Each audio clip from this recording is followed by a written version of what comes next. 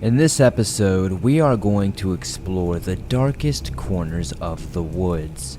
Whether it be strange and missing people's cases, crazy folklore, or allegedly true experiences from viewers just like you, this episode will have it all.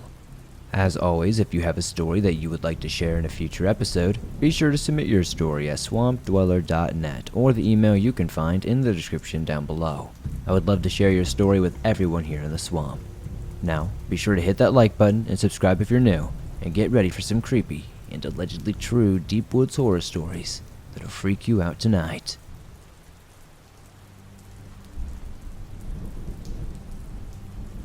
My Off-the-Grid Mistake by Jackson T. The decision to build an off-the-grid homestead was fueled by my desire to escape the hustle and bustle of city life.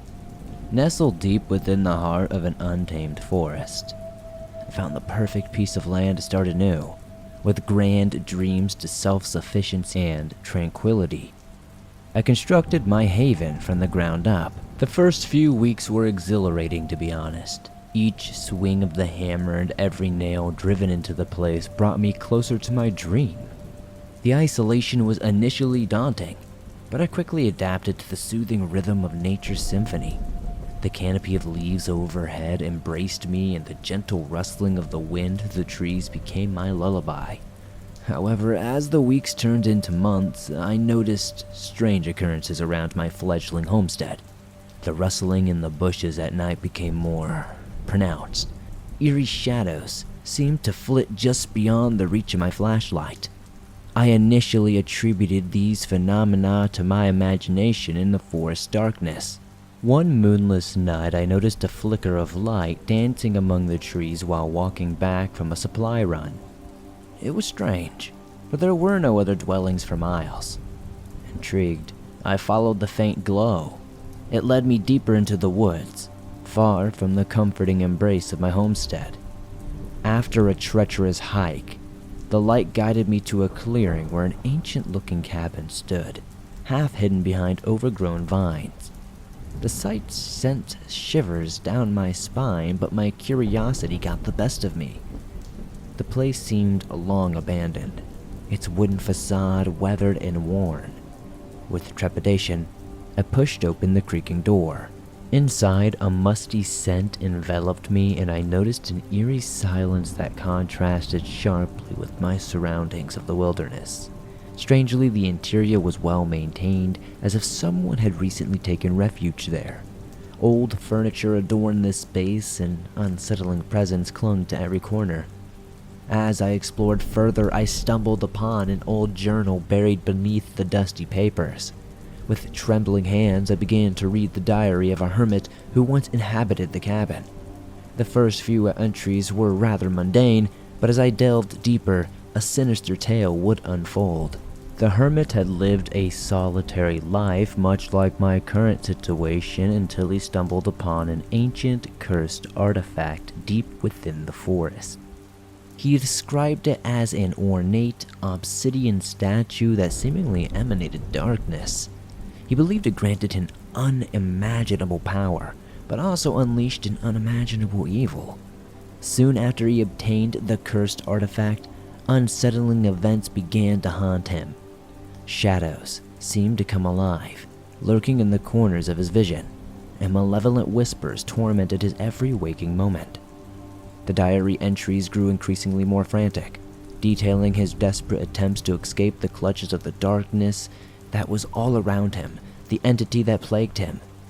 As I read on, a sense of dread enveloped me, and I couldn't help but draw parallels between his experiences and the eerie happenings around my homestead. Was it possible that this cursed artifact had found its way into my possession unwittingly? Determined to solve the mystery, I returned to my homestead with the journal tightly clutched. From that point on, I became increasingly paranoid, constantly scanning the shadows for signs of the hostility that seemed to be lurking just beyond my sight. One night, driven by fear and fascination, I returned to the cabin with the journal to investigate further. The moon cast an eerie glow on the path ahead, and the forest seemed to hush its usual nocturnal symphony. As I approached the cabin, the air felt thick with an otherworldly presence. Stepping into the cabin, the oppressive silence gripped my senses, and I noticed something unsettling. The journal had disappeared from my grasp. Panic gripped my heart as I turned to leave, but the door had somehow vanished. It was as if the cabin itself had trapped me inside. In the pitch darkness, I fumbled for a source of light, and as I ignited a small lantern, the shadows on the walls seemed to writhe and take form. Fear clenched my throat as I spotted the cursed artifact sitting on a rickety shelf, the source of all this dread. The obsidian statue stood menacingly in its eyes, empty pits of darkness. It shifted its gaze with each step following my movements. Suddenly a low hum filled the air, resonating deep within my bones. Shadows converged around me, merging into a monstrous humanoid figure. Paralyzed with terror, I watched the creature form, manifesting itself from the cursed artifact's malevolence. It towered over me, an amalgamation of shadows and torment, its empty eyes piercing my soul. My mind reeled, unable to comprehend the horror that now confronted me. Desperate to escape, I lunged for the cursed artifact and snatched it from the pedestal. The creature let out an anguished wail, and the world around me twisted and distorted. Time seemed to blur, and my senses were overwhelmed by a cacophony of voices and screams echoing through the ages. Suddenly, I found myself back at my homestead, and the cursed artifact clutched tightly in my hand. The shadows were gone this time, the eerie happenings had ceased, but I couldn't shake that feeling that the creature in the cabin were forever bound to that cursed artifact, and by taking it away, I had severed their connection to my world. After that harrowing experience, I decided to rid myself of the cursed artifact. I journeyed far and wide, searching to find a perfect remote location where the malevolence would never harm anyone ever again. Deep in a dark, lonely cave, I sealed away the cursed artifact, hoping it would never return to the world. From that day forward, my homestead flourished, and peace returned to the wilderness. Yet I could never shake the memories of that horror that I witnessed. The evil shadows that haunted my dreams and the cursed artifact had nearly consumed my soul. I had learned a chilling lesson in the heart of the darkness. Some mysteries are better left untouched, for once unleashed, their horrors can never really indeed be contained again. But I hope that this remains undisturbed for generations to come.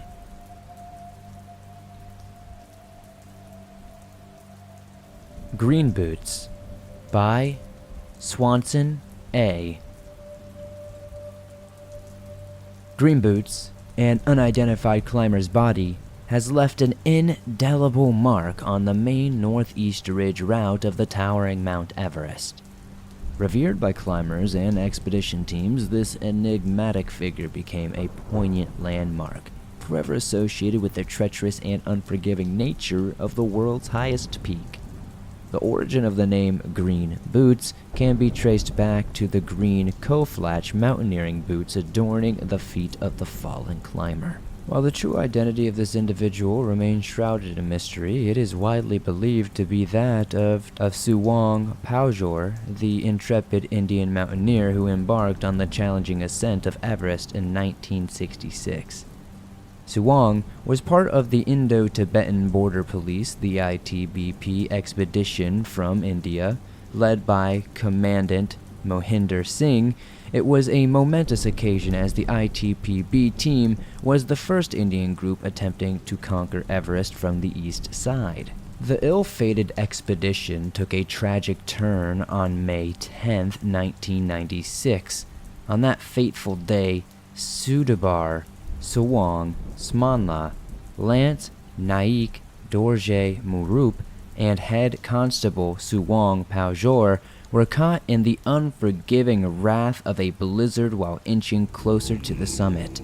Although 3 of their fellow team members wisely decided to descend back to safety, Smanla, Murup, and Paujor remained determined to conquer the summit and pressed forward. At around 15:45 Nepal time, a radio message from the trio reached their expedition leader, announcing their triumphant arrival at the top. After paying respects and leaving offerings of prayer flags, katas, batons, the leader Smanla decided to perform religious ceremonies and urged the other two climbers to descend without him. Unfortunately, this would be the last communication from all three of these brave souls. Concern and anxiety gripped the expedition team at the lower camps as the weather deteriorated. They witnessed two faint headlamps moving slightly above the treacherous second step at 8,570 meters, which is around 28,000 feet. But alas, none of the three climbers returned to the high camp at 8,300 meters, which is 27,231 feet. Their fate, forever intertwined with the frigid heights of Mount Everest, remained sealed. In the wake of the disaster, controversy surrounded the fate of the missing Indian climbers. A group of Japanese climbers from Fukuoka unwittingly played a role in the unfolding tragedy. Climbing on the same route, the Japanese team encountered various individuals on the trail but remained oblivious to the presence of the missing Indian climbers. Unaware of their plight, they continued their summit. The aftermath of the tragedy saw emotions running high, with accusations and misunderstandings swirling between the Indian and Japanese teams. Reports surfaced suggesting that the Japanese climbers had seen the Indians in distress but had chosen to prioritize their own summit attempt. However, these claims were later clarified, and the Japanese team denied abandoning or refusing to assist any of the dying climbers. Amidst the heartache and loss, green boots emerged as a poignant symbol of the perils faced by the climbers on Mount Everest. Over time, the body curled in the limestone alcove cave at 8,500 meters, 27,900 feet above sea level, became a sad landmark, a grim reminder of the ultimate price that some pay to pursue the Everest dream. In 2014, members of a Chinese expedition made the difficult decision to move Green Boots to a less conspicuous location. Despite this relocation, Green Boots' legacy endures, etched into the fabric of Everest history. Green Boots' fate is not an isolated incident on Everest, though. Approximately 200 other bodies lay scattered across the treacherous terrain, a haunting testament to the unforgiving nature of the mountain. Among them, Sleeping Beauty, Frances Arsentiev, who tragically lost her life during an unsuccessful descent from Everest after summiting in 1998, remained visible to 2007 when her body was ceremonially concealed from view. Another well-known figure on the slopes is Hannelore Schmatz, who earned the moniker the German Woman after summiting in 1979, but tragically perishing during her descent. Her prominent position on the south route made her a recognizable figure for years before being blown further down the mountain. Despite the triumphs and tragedies, Green Boots is a poignant symbol of the indomitable human spirit and the unwavering pursuit of conquering nature's most formidable challenges. While the true identity of this fallen climber may forever be a mystery, their story lives on as a testament to the profound allure that the unfathomable dangers that draw adventurers to the Mount Everest summit will forever be there. Green Boots remains an enduring presence, a silent guardian, and a poignant reminder that the pursuit of dreams can exact a heavy toll in the highest reaches of the world.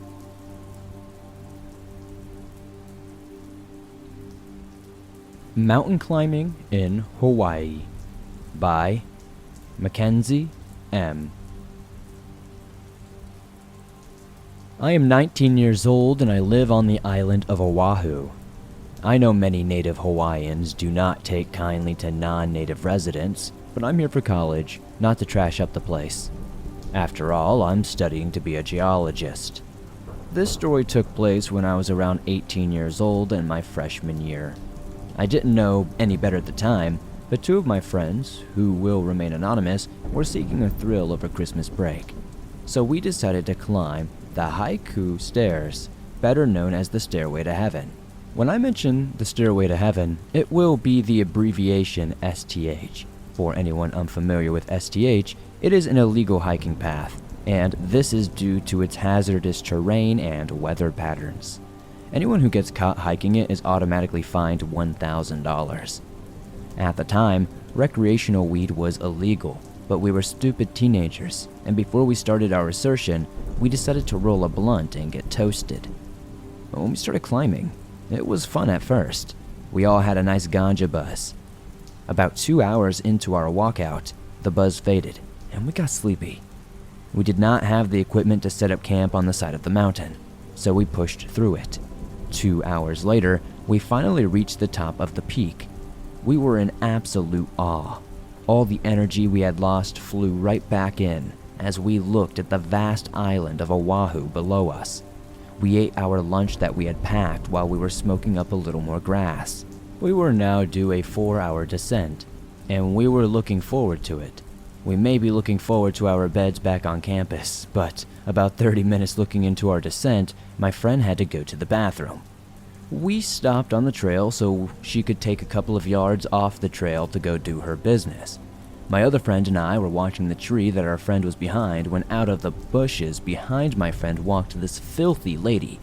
She was covered in moss and dirt. It was as if she had been living in the forest for years without a shower. The woman walked up to my friend, and just as I was about to say something to the woman, my friend slammed her hand over my mouth. She whispered to me, "You say anything, and she'll take you too," which was contradictory as she was just talking. But I listened as I watched the dirty woman. The dirty, cold skin holding a death grip on my friend's wrist. My friend was screaming and trying to escape the woman, but my other friend held me back as we both sobbed. The next moment, my friend was gone. I was in shock. The deep feeling in my stomach settled into a grueling pain. My one surviving friend ushered me to start walking back down. We started running. What would have taken us 3.5 hours to walk, we got done in only an hour. When we got back to campus, my friend explained everything. I forgot to mention that she is native of Oahu and is familiar with the rich Hawaiian folklore. She told me that what had taken our friend was the Green Lady. She had lost her children in the woods and was spending eternity wandering the forest of Oahu looking for her children. I was in disbelief. I was never superstitious, nor did I believe in cryptids. But ever since my friend went missing that day, I believe. We reported her as missing the next day, claiming she was kidnapped. What else were we going to tell them? A monster took our friend? We also owned up to our exploration of the illegal STH, and yes, they fined us $1,000 each. They sent out a search and rescue team, and for 2 weeks they were scouring the forest looking for our friend. But only a few signs showed up. The story's moral is if you're planning on going somewhere illegal, just remember it's illegal for a reason. With no update, it's been quite a few years since our friend went missing. I implore you to be safe while hiking and not do anything illegal, as we did a lot of law breaking that day. The outcome was far less than desired. Be safe, and thank you, Swamp Dweller, for telling my story.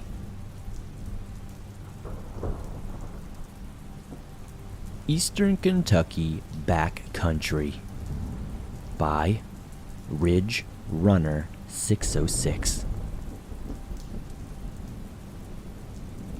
Hello, you can call me D. I'm a local to the Appalachian Mountains in eastern Kentucky. Growing up in the mountains, you learn a lot about the outdoors and how to enjoy them, until you don't. It was a fall afternoon, and my dad and I were preparing to go sifting after we spotted a shelter about 2 miles back in the mountains while hunting for ginseng a few weeks prior. We packed our shovels and shakers and left for the trek back to the shelter. We scouted the area. Everything was untouched, so we were the first to dig this shelter. The first 2 hours of digging and sifting were uneventful, until I saw something on my sifting screen that I'll never forget. Clear glass-looking beads of various sizes and colors. Bewildered at my find, my dad ordered me to bury them back and pack them up for the day. Fast forward to arriving home. I'm tired, yet I can't get those beads off of my mind. Why couldn't I just keep them? That night I had terrible nightmares. Some may call it sleep paralysis. It was a native man, with white and black war paint adorning his face, a tattered, feathered-worn bonnet, and a single sharpened horn of a deer as a weapon. He glared at me from the shadows, firmly holding the horn. This has been a reoccurring nightmare since I was a teenager. I'm 30 years old now, and I still think about this all the time. If anybody listening has any idea, please let me know.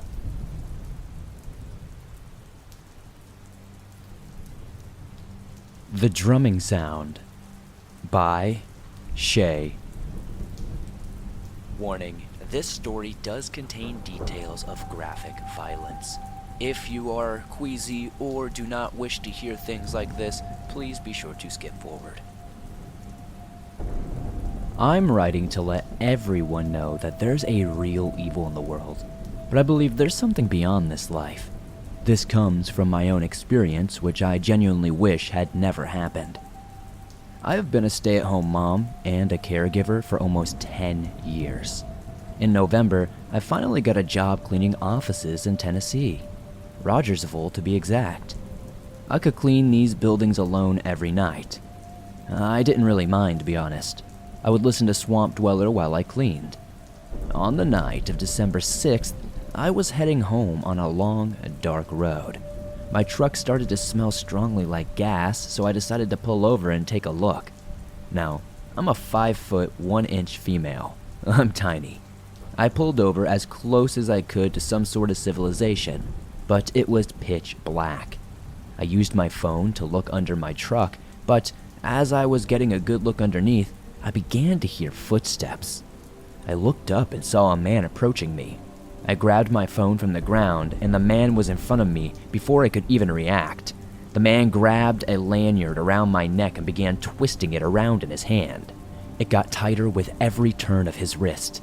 The lanyard started to cut into the back of my neck. He threw me to the ground and jumped on me. He was choking me the entire time.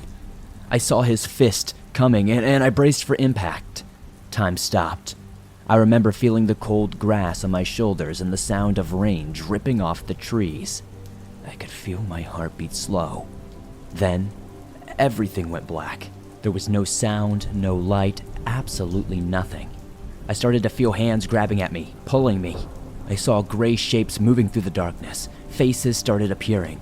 These faces had no eyes and long, dark mouths in the forms of a scream.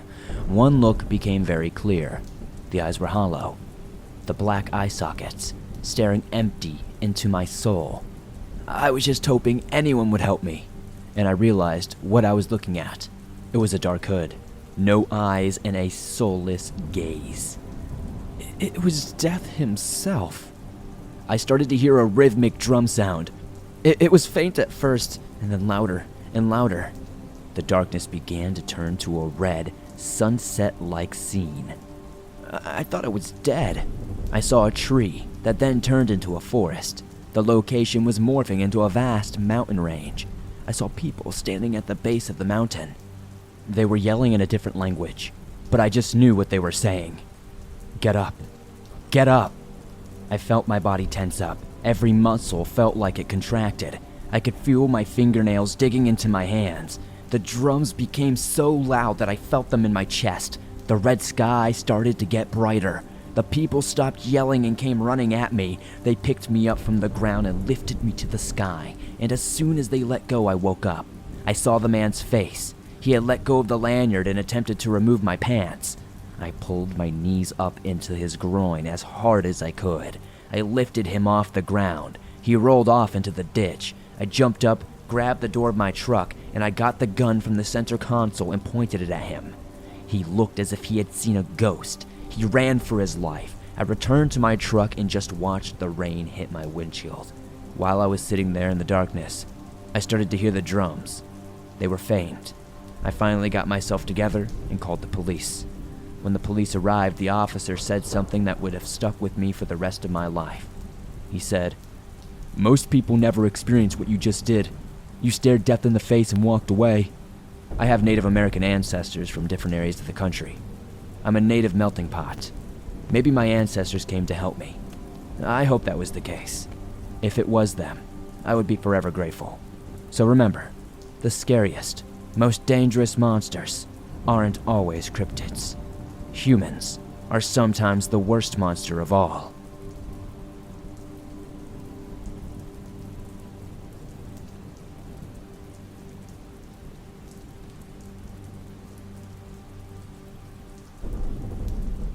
Oregon High Strangeness by Lamar A. My name is Lamar. I am currently 15 and live in the state of Oregon, and what I'm about to share with you is 100% real. You have the choice of not of believing me, I guess, but I could add you to the list. I'm sorry I'm getting off topic. My first encounter with what I believe to be the Wendigo happened when I was 13 years old. I was on a hunting trip with my grandfather, Wayne. He is a retired Army vet. The reason I'm telling you this will come into play later.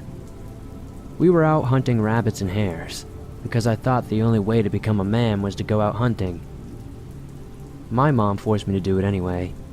She said I was too much of a shut-in, sitting on my Xbox too much, and I ended up getting a lecture about how when she was my age she would be outside, yada yada yada.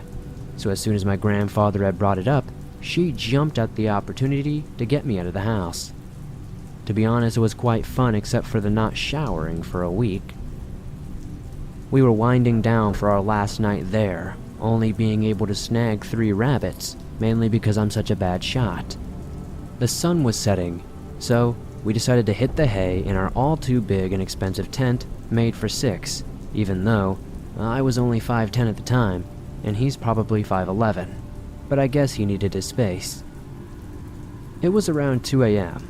I only remember this because I had snuck my phone out when my mom wasn't looking. When we started noticing strange noises, like something heavy stomping around our camp. We noticed a horrid smell, like rotted meat and dead skunk. We thought maybe it was the rabbit, but my grandfather told me there is no way that the rabbits would smell that bad. It took everything in our power not to start gagging, and for me, it takes a lot to make me gag. I am a teenage boy with 2 dogs, but the smell even made my eyes start to water. My grandfather also reminded me the rabbits were outside, so the thought had popped into my head that the noises could be a bear perhaps, but my grandfather shut that down. He said, "There is no way that is a bear." I almost soiled myself. What could be that big? I am no hunting expert, but I am pretty sure no other animal could be that big. My grandpa told me to stay while he checked it out. He looked outside of our tent's window, and then I saw his eyes bulge with what looked like fear. As if he could read my mind, he put his hand over my mouth to shush me. I had then gotten frustrated with him and moved his hand off my face and asked him what was going on. He then looked at me with fake calmness and said, "Grandson, that is no bear." I got tired of hearing that and went to go see what he had seen. I lifted the flap of the tent window, and I began to look out. I even laughed a bit, as when I looked in the direction of where he was looking at, all I saw was a pair of antlers sticking out of the bushes. I even attempted to put it on Snapchat to show everyone how my grandpa is with jokes. But my phone dies, which makes me angry because I have nothing to keep me entertained for the car ride back to Portland, all the way from Eastern Oregon. I was cursing myself for not turning it off during the trip to conserve power. But while I'm doing that, the thing that I thought was some sort of buck or elk started to rise. Then, I got a good look at the face that was carrying those antlers. The first thing I saw was those cold, dead, hungry red eyes. Then, the whole face. Dear God, I wish I had not seen that thing. It had like a skull face, but it was sort of like a canine. It had black matted fur that threatened to fall off with the slightest touch. This thing suddenly stood higher. Then I saw the rest of it. Long, slender arms with claws on each of its hands. Bones that threatened to tear its skin with the slightest wrong movement. Then I noticed that the teeth, those teeth, could tear flesh from anything if it wanted to. I was so scared, I even started crying. My grandfather pulled me down and kept asking me over and over if it saw me. My grandfather told me the only thing I could say was when to go. He said I was in a trance, like he'd just never seen before. He tried to get me to snap out of it, and he just could not. I kept repeating the same term over and over. One thing that got me to snap out of it, though, was the inhuman screech. And what I heard, is nothing like I hear people say. It's hard to even imagine.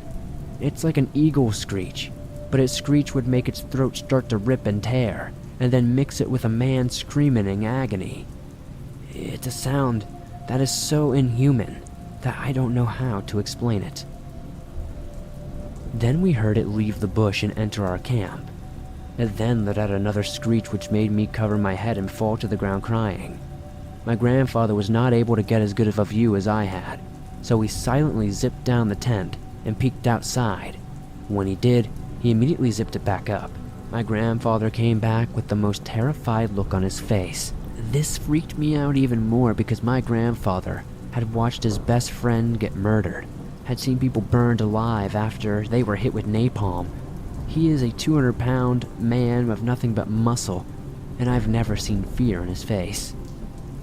We then remembered we had left our rabbit right by our tent. Then we heard it coming our way, and I could see the shape of it. This thing was most likely 3 feet taller than us at the very least. I then heard it start to crunch and tear the rabbits apart outside, which makes me think that maybe that's all at once. It then crunched loudly, and it made me whimper, which caused the creature to raise its head and let out a deafening screech. At that point, I could not take it anymore and broke down crying for my mother. The creature then started circling the tent and would sometimes flinch at us, like it was playing with us, which made me angry. This thing was trying to play with its food before eating it. It's like we were toys and enjoyed our suffering. It could easily cut through our tent to get us. But what were we going to do with our metal BBs and measly hunting knife? We went hunting, and now we have become the hunted. What comes next will stay with my mind forever and the remainder of my life. This thing cut through our tent and put its head inside. My grandfather immediately went into protective mode and put me behind him. I was too much of a coward to investigate the face of death, but my grandfather had the heart of a lion in that moment. He took a knife and put it in his hand, and he was ready to fight. All I could do is cry into his back. He then made a ballsy move and took his eye off the monster in front of us to tell me he is sorry and that he loves me.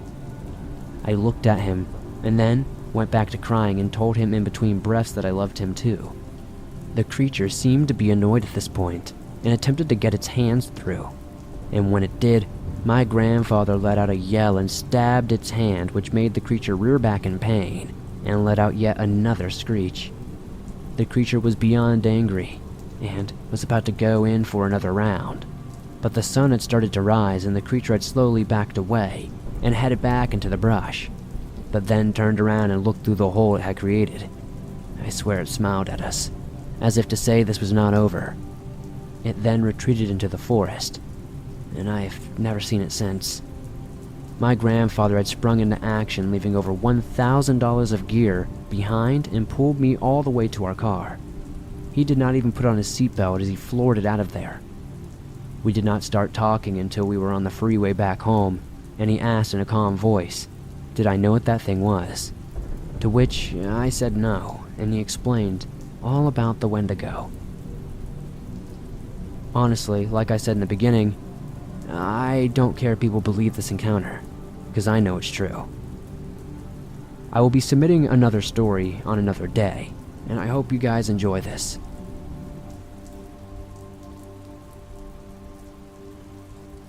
Carson National Forest Monster by Anonymous. My brother-in-law just heard this story this past Christmas, and he has been telling my sister and I that we should share it somewhere.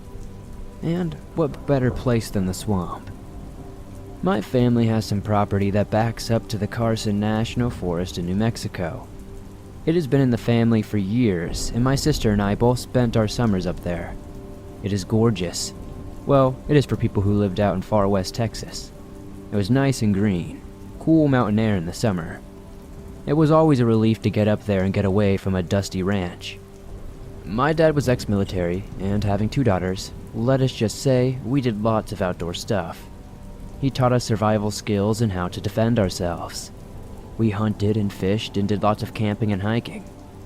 To us, it was always a fun time, but I guess he felt the need to pass skills to us. We spent several weeks in the summer up there hiking with him and exploring the old cabins, mining communities, and checking out the big ditch project that was built for the Red River back in the late 1800s. I think that's the right date or something, but I am unsure.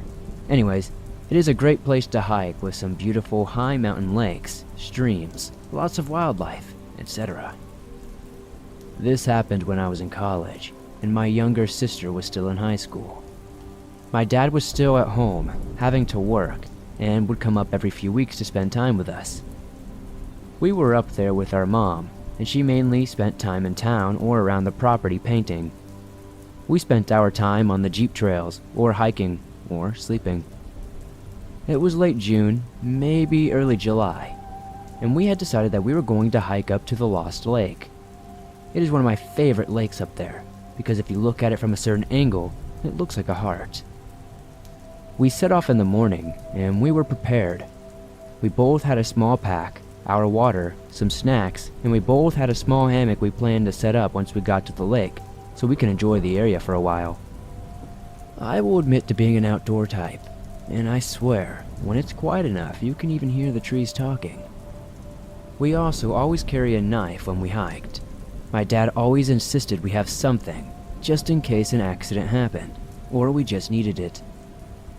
The hike was going well. Since the summer cabin is far up the valley, we just set out on foot to the trailhead. To get to Lost Lake, you take another trail that goes up to Middle Fork Lake. Then you break off that trail for Lost Lake. We run into a few other hikers, but they are going to Middle Fork Lake, and we were pleased because it would look like we would have the lake to ourselves. It is a good hike with some long switchbacks at the end, but totally worth it because the lake is just beautiful and an emerald green color.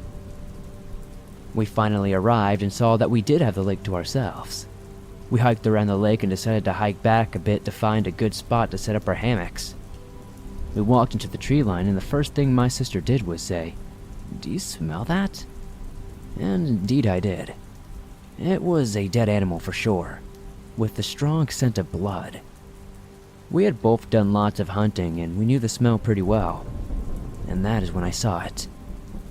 It was a deer carcass, but what was around it is what disgusted me. Placed around the deer carcass in a circle were its organs, entrails, etc. But it was not like it was being cleaned. It was like they were placed there in certain arrangements, with just piles of rocks in between everything, like small little statues almost. Now I know how some people get disgusting with their kills, and I have had some guys try to gross me out, but I do not fall for crap like that. But this made me uneasy. It was just not being cleaned. It was like it was set up in a certain meaning, or maybe it had a meaning all its own. I stepped back from this weird circle, and when my sister starts to say my name, but stops, because then we see the guy who had done this, and he looks like he climbed out from inside the deer, because he is covered in blood and does not have much clothing on. At first, I thought he did not have anything on, but honestly, I did not try to check him out much. He was standing back away from his gruesome little circle, just standing close to a group of trees that were close together. He was maybe 20 feet or so from us. I think he was maybe trying to hide? Not for sure, but my dad had always taught us that if we ever found ourselves in a situation where we did not feel we were in control, to do everything in our power to take control of the situation. Do something that is going to take the other person by surprise. Do not do something they would expect you to do. So, this was raging through my brain, and I could also tell my sister was about to freak the heck out. So I stepped up and yelled, "Hey, fairly good kill you got there. Did you use a bow?" The guy just stood there, his eyes all crazy wide like he was stoked out of his brain on planet Pluto or something. So, I'm thinking, great. We ran into a guy getting his hunt on, and he had lost it, and now he's getting blood crazy with his deer. He was staring me down, and I was staring right back, and my sister was getting ready to run. I still don't know what came over me, but I then put my hand on my knife that I kept on my waist just to show him that I was not completely helpless. Now, I do not know why I did it, but something told me to let him know I was not going to back down or be afraid. I kept eye contact with him, and I would guess he was maybe in his early 30s, but I am bad at guessing people's ages. He was pretty dirty though. You could tell that even with all the blood he had everywhere, he had not showered in quite some time. I start to back off and my sister had moved behind me, so I spoke again and said, "So, I hope you have a great hunting day." Again, the crazy guy didn't say a thing, just stood there like a statue or something, or like he thought I couldn't see him if he didn't move or make any sound. We moved back to the lakeside again and booked it around the lake. My sister stayed up front, and she was shaking bad. I was mainly angry at first because if he wanted to get all crazy in the woods with this deer, then he should have gone further back up into the forest. We get back to the trailhead and stopped to get our bearing and looked at each other. I was scanning the forest line to make sure we were not being followed, and my sister was just in shock. We started down the trail pretty fast, and I was hoping I could keep my sister together until we could at least reach the Middle Fork Lake Trail, or that we would even run into some more hikers. But the odds were not good on this trail because you must get an early start on Lost Lake Trail, and by now it was late morning and early afternoon. We were making good time and had not discussed what we saw, just started hiking back down. I started to get that feeling when you just know you're not alone. I kept checking, but I did not see a single thing, or even hear anything at first. My sister refused to look back and just kept going, but I felt like I had to keep checking to make sure that idiot was not following us. That is when the first stuff came flying at us. It was like small pebbles, but it really made me angry because it was obvious somebody was throwing them at us, and it could have only been him. My sister was almost running at this point, but I am a mouthy smart aleck. I blame the Texas upbringing, and darn it, this was my forest. I had grown up here, and these were my lakes, my trails, and I was not about to let some crazy dude ruin it for me. I started yelling back that he needed to go back to his deer and leave us alone. At this point, my sister is telling me to shut up and just come on, and I am thinking, no way, this guy is just trying to scare us. The pebbles stopped, and then we started hearing barking and growling noises. My sister said, "Now he's growling at us?" And I just told her to get on down the trail and ignore it.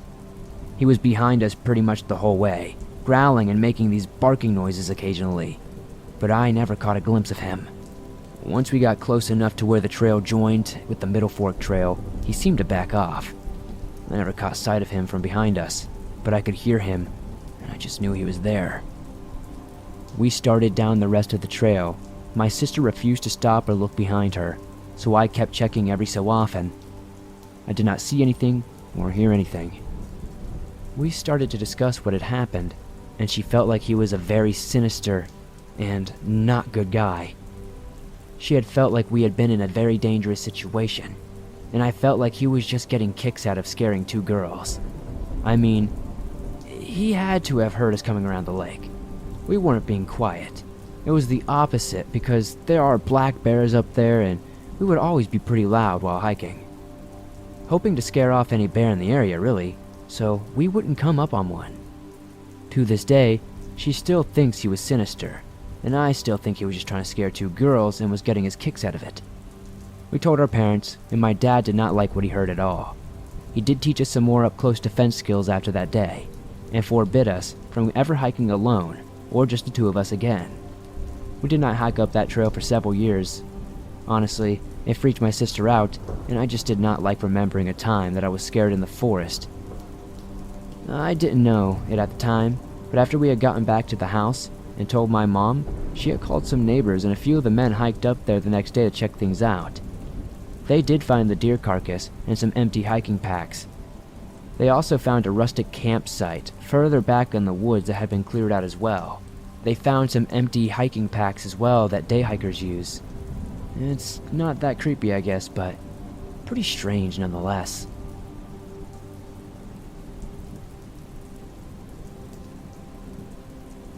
Thanks for listening to these creepy and allegedly true outdoors horror stories sent in by viewers just like you. If you enjoyed these stories, please be sure to punch that like button as it helps me out a ton. The more likes this episode gets, the more YouTube promotes it to fresh new eyes, and that helps the swamp grow its ever-expanding waters. If you're new to the swamp, why not join us? Subscribe and turn on notifications to never miss a new episode, as we upload them almost every single day, and all things natural and supernatural. If you have a story you would like to share in a future episode, be sure to submit your story at swampdweller.net, or the email you can find in the description down below. I would love to share your story with everyone here in the swamp. It's stories like yours that help keep this show going on a daily basis. Thanks, as always, for supporting the swamp the way you do. I will see you all soon with another creepy episode.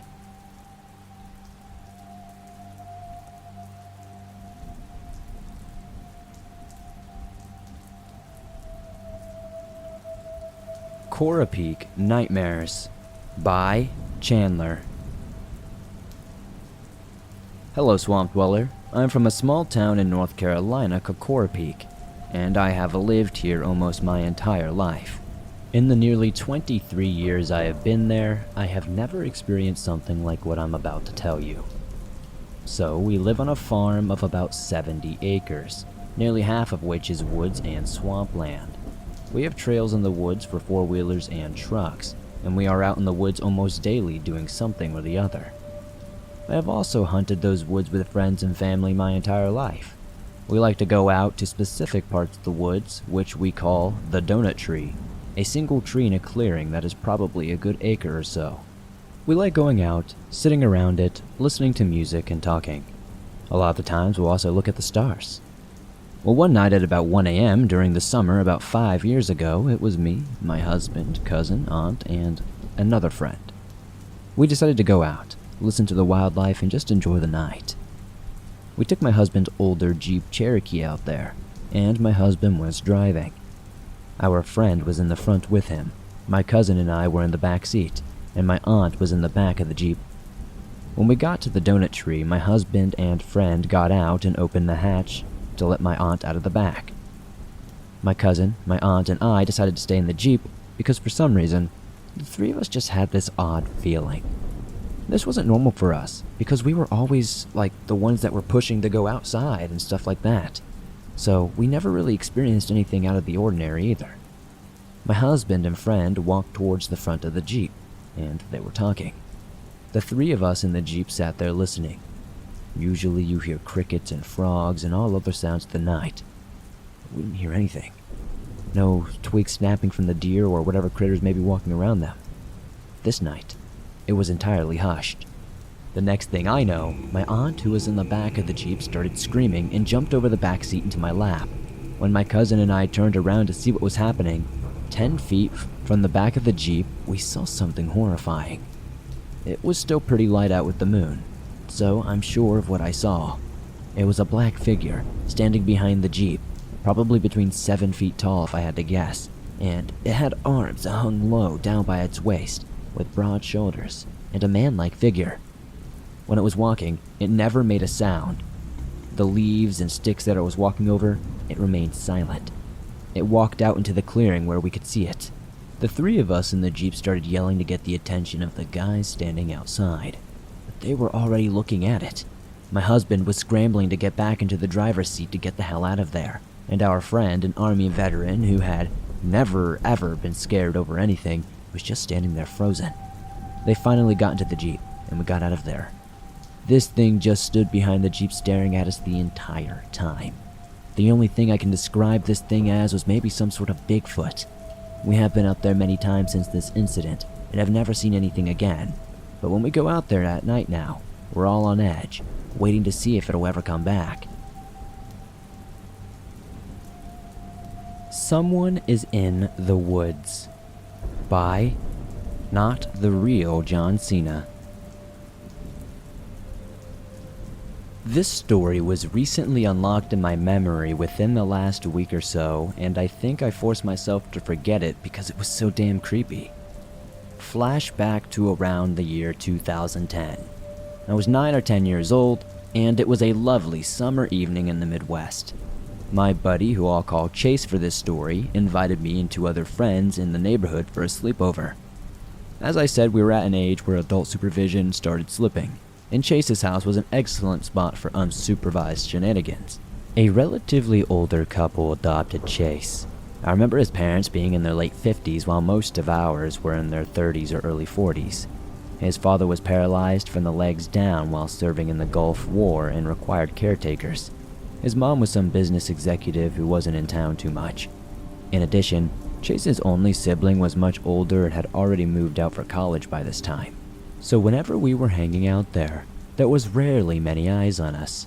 We never did anything wrong, mind you, but typical stuff you'd imagine kids at the time would do. Shooting airsoft guns, putting all kinds of crazy seasonings and instant ramen, staying up late playing M-rated games, and all that good stuff. Chase's house was also by far the most prominent in the neighborhood, sitting on top of a hill with a gate, a long driveway, and a huge yard that surrounded the perimeter of the house that backed into a wooded area that eventually led into a state forest.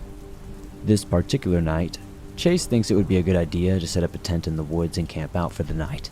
While I don't think we were jumping out of our skins to do this, we all did comply on the condition that we stayed at the edge of the woods to use the bathroom and get snacks quickly from the house. We set the tent up, laid our sleeping bags, grabbed as much junk food as possible, and hung out in the tent for the night. We goofed around for a few hours, even after the sun sets until the sugar high dies off and the unhealthy food settles in, and we one by one fall asleep. I was usually the first to crash at sleepovers, and tonight was no different. However, this sleep was brief. I got woken up by someone shaking me out of the pitch black. As my eyes adjust, my friend's concerned face comes into focus. Before I can chew him out for waking me up, he whispers, Hey, do you hear that?" I sat up carefully until I heard the noise he was talking about, noticing another one of my friends was also awake. It was a whistle. Somebody out in the woods was whistling. Each whistle was drawn out and breathy, followed by another equally drawn out note. Even writing about this now still gives me goosebumps. From the sounds of it, it wasn't that close, but not that far either. I'm sure my expression turned to horror as my friends woke the last friend up. We all sat in silence and listened for a minute, trying to determine the direction of the whistling. It could have been coming from the house. Maybe one of Chase's dad's caretakers decided to stay the night, but this didn't usually happen. It's not something that ever happened, actually. It didn't take us very long to realize that the whistling was coming from within the woods, and it certainly was not coming from the house. But it was getting closer to us. With that, we were out of there. We took 15 seconds or less to get our shoes on and sprint to the front porch. We left everything in there. Our snacks, pillows, sleeping bags, DSs, we didn't dare to go back. Under the light of this heavily illuminated driveway, it's like a mini parking lot. We all gained a newfound confidence. At this time, we convinced ourselves we weren't scared, so we got our airsoft guns from the garage and started to basically sit behind the trash and started taking shots into the woods, trying to intimidate or attack whoever was out there. As we were yelling like a bunch of idiots, we couldn't hear anything. But at this point, we cooled down. We listened intently and didn't hear anything more. Knowing that we were satisfied, and went to sleep on his living room floor after this after playing a little bit of Xbox, that experience was creepy and lasting. But what was most terrifying was what happened the following day. We all woke up and started talking about how creepy everything that had happened last night was, and under the light of day made the walk down to our tent. As we got closer, we noticed something looked off about the tent. It had been completely thrashed. The rain tarp that had primarily been, tied to everything else, was yanked off. It looked like one of the corners had caved in, like someone broke it. And the poles looked like they were bent in half in several places. Yeah, we had left in a hurry. But I find it hard to believe that 4 10-year-olds could do this amount of damage by just running out of the tent. Making our way over to the front of the tent, my face dropped when we saw an extent of all the carnage. Everything inside was trashed. Our snacks had been dumped out and seemingly stomped on. Several of the sleeping bags and pillows were thrown into the woods and cut open. Chase's DS had been snapped in half, and worst of all, one of the sides of the tent had slits all along the side of it, as if some psycho had a stabbing frenzy. All of us shockingly said little. Despite all of the bravados we had boasting about how we were not scared and we were gonna beat up whatever was in the woods the previous night, the 4 of us packed up the tent, gathered the stuff we could, and brought it back to the house. Chase's family probably never would have used that tent again anyways, and I'm sure he just convinced his family to buy them a new one since they were more well off than most of us. After this sleepover, we all naturally separated as friends. It was at the end of summer of 5th grade. Chase went to a private middle school and the rest of us went to a public one, where we were then separated into different cliques. I never thought about this incident again until I ran into one of my other friends there recently when I was back in my hometown visiting family. After catching up, we exchanged numbers, and lately, after seeing a Reddit thread about submitting your own scary stories to a channel called Swamp Dweller, I really had all these memories rushing back to me. I decided that I wanted to share this story, because no matter how many times I think about it, something still just feels off.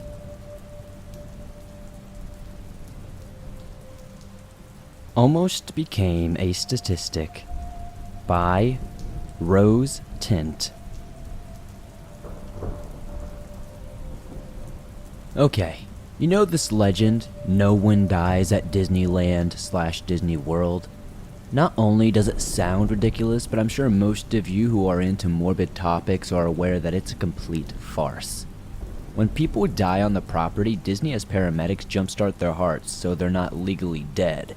Still, they're already brain dead, probably never to return to the land of the living again. Then, they're airlifted off Disney property, and then they stop jumpstarting their heart and put them out of their misery. If you Google it, there's a comprehensive list of every death that has ever happened at either Disney property. And let's say there's been a lot more death at the Florida park. How does this include me? Well, let me tell you.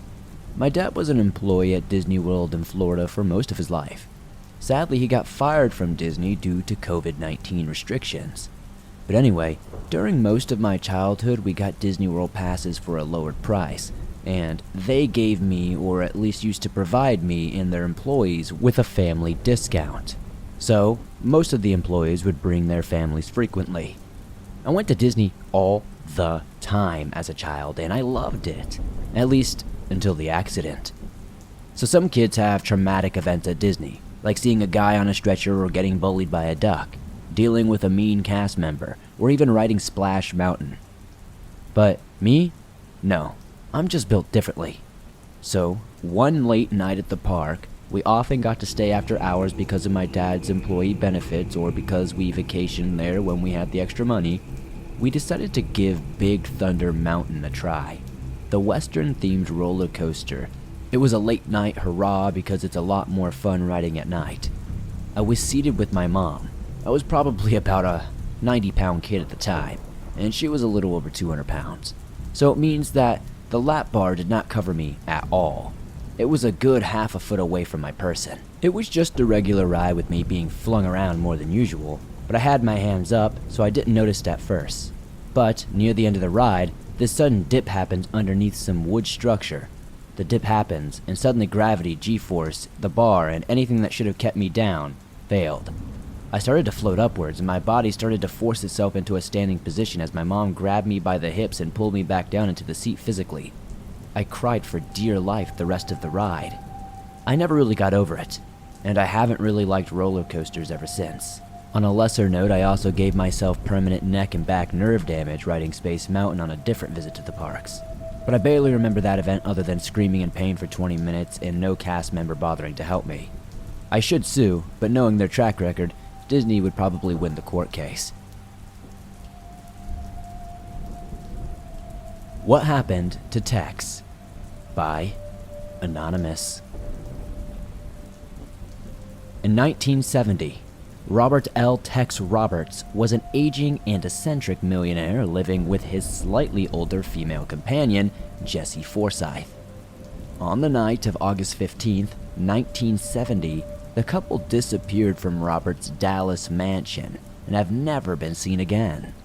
That evening, Roberts, 85 years old, summoned his friend and bodyguard, Al Bergeron, to the home, on a matter of utmost importance.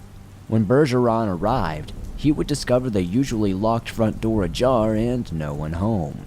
Although it was not unusual for Roberts to leave the house suddenly, it was almost unheard of for 89-year-old infirmed Forsyth to go with him. After waiting several hours for Roberts to return, Bergeron called the police. 2 days later, Bergeron received a call from a friend with news of special delivery letter from Tex. The letter stated that attorney Leon C. Horton would manage his affairs during his absence. Horton filed deeds to virtually all of Robert's real property, including the mansion on Spring Valley Road at the Dallas County Courthouse. It was all then sold to a management company owned by Horton. Next, Horton tried to cash Robert's ample holdings of stocks and bonds. No Dallas bank would negotiate the transaction even with a power of attorney. However, one in Amarillo would, and Horton would then convert the securities into cash and deposit it into his own commercial account. Horton then withdrew the funds and sent them, supposedly to Tex, according to a prearranged plan. Bergeron, a significant beneficiary in Robert's will, needed to determine whether to believe Horton's assurances that Tex was getting the money. He asked to speak to him personally, but Horton denied this, claiming he protected his client's request for secrecy. Months would go on until in January of 1971, Bergeron received a Christmas card from Tex that was mailed from a small Louisiana town in Homer, near the Arkansas border. Other of Robert's friends would also get similar cards in the mail. All of these cards had typewritten addresses. The little nugget of information would motivate Bergeron to go back and examine Tex's signature on the card. He knew all too well that this was not the right signature. Bergeron would now begin to investigate in earnest. He would uncover another person who sold the property to Horton, an older woman who disappeared in 1969. After consulting a handwriting expert, he would take his findings to attorney Paul Chitwood, who had also done legal work for Roberts in the past. The attorney would examine Bergeron's conclusions and ultimately determine a case of inquiry was necessary. From the start, the question was a mess. Horton was supposedly assaulted in the courthouse parking garage, and his briefcase, which held power of attorney, was stolen. Nevertheless, using existing copies, the handwriting expert testified that Robert's signatures on the documents were not genuine in his opinion. This would lead to the indictment of Horton and notary Artie Odell Reed, who claimed to have witnessed Robert's signatures. A grand jury in Randall County would also indict Horton for converting common stock to his benefit. He'd be convicted of theft by false pretext if sentenced, and would get roughly about 10 years in prison. Later, he would be convicted on 4 counts of forgery in Dallas. Artie Odell Reed, the notary, would vanish for over 2 years after being released on a $15,000 bond. When he finally surfaced, the Dallas DA's office mysteriously lost interest in the case and agreed to a probated sentence. Other than Horton himself, Odell Reed may be the only person who knows the fate of Jesse Forsyth and Tex Roberts.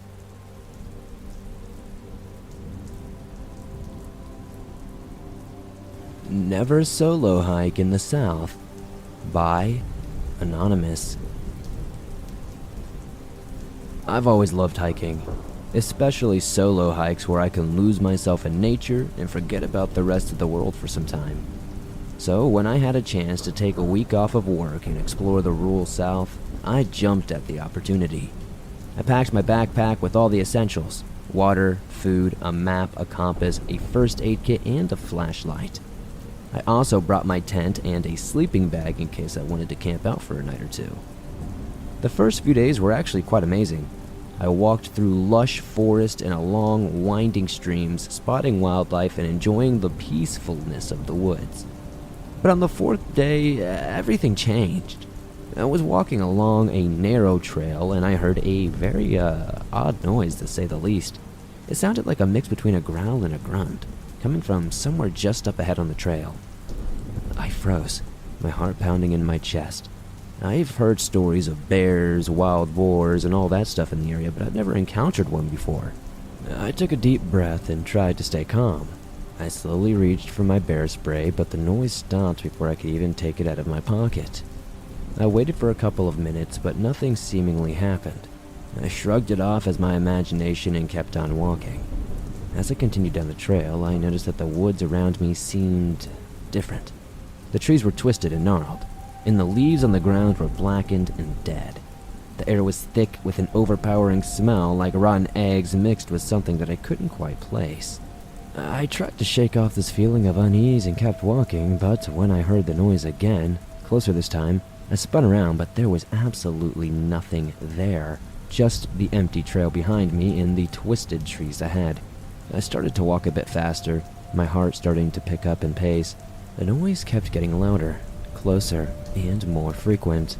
I felt like something or someone was watching me, following me. But every time I turned around, there was nothing there.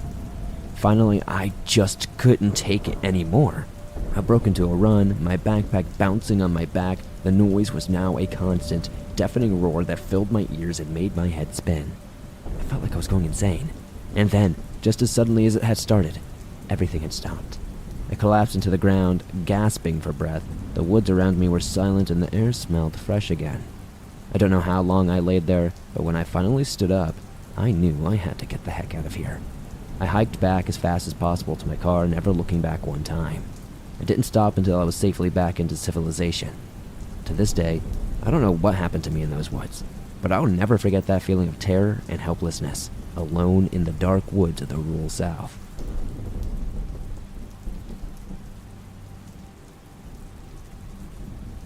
The St. John's River Monster Chased Me by Donnie B. I was absolutely ecstatic to kayak down the St. John's River in Florida. I had heard that it was one of the state's most beautiful and peaceful kayaking destinations. As I pushed off from the shore and paddled out into the river, I couldn't help but feel a sense of peace and tranquility. The sun was shining, the water was calm.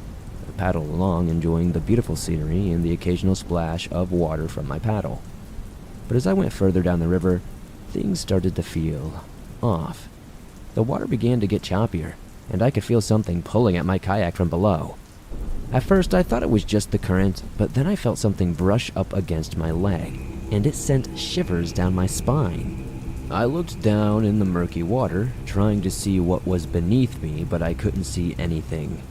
The feeling of being watched grew more robust, and I felt like something was circling my kayak. Suddenly, something slammed into the bottom of the kayak, sending me flying into the water. I thrashed around trying to get back into my kayak, but something grabbed me by the leg and pulled me underwater. I tried to struggle to get free, but the thing was holding on to me very strongly. It almost felt like tentacles, cold and slimy, wrapping around my body. I grasped for air, but all I could taste was salt water. I finally managed to break free and swim to the surface. Gasping for air as I did so, I clambered back into my kayak, shaking and terrified. I didn't know what had just attacked me, but I knew I needed to get out of the water immediately. As I returned to the shore, I couldn't shake the feeling that something was still following me. Every time I looked back, I could see ripples in the water like something was just below the surface. When I finally reached the shore, I stumbled out of my kayak and collapsed onto the sand. I was shaking and covered in water. I couldn't believe what had just happened. As I caught my breath, I looked out into the river, trying to see if I could spot the creature that had attacked me, but there was seemingly nothing there. The river was calm and peaceful, like nothing had ever happened. I felt like I was going crazy, like maybe I had just imagined the entire thing. But as I returned to my car, I noticed something strange. The trees around me were all dead. Their leaves were brown and withered. It was like they had been sucked dry of life, and there was a strange smell in the air, like rotting fish and seaweed. I tried to shake off the dread creeping up, but I couldn't. I knew that something was just wrong, that something was lurking in the water. That night I couldn't sleep. Every time I closed my eyes, I could feel something cold and slimy wrapping around my legs, pulling me under the water. I kept thinking about the dead trees and that strange smell, wondering if they were connected to the creature that had attacked me. The next day, I decided to try to get some research in. I searched the internet up and down for information about strange creatures in the St. John's River, and that's when I found it. There were rumors of an animal that lived in the depth of the river, a beast that had been there for centuries. Some called it the River Devil, while others called it the Water Hag. It was said to be a shapeless being, slimy, with tentacles that it used to drag its prey under the water. I couldn't believe what I was reading. It sounded like something straight out of a horror movie. But the more I read, the more convinced I became that the creature was real. And then I found something out even more disturbing. There have been reports of missing kayakers in the area, and I think I know why.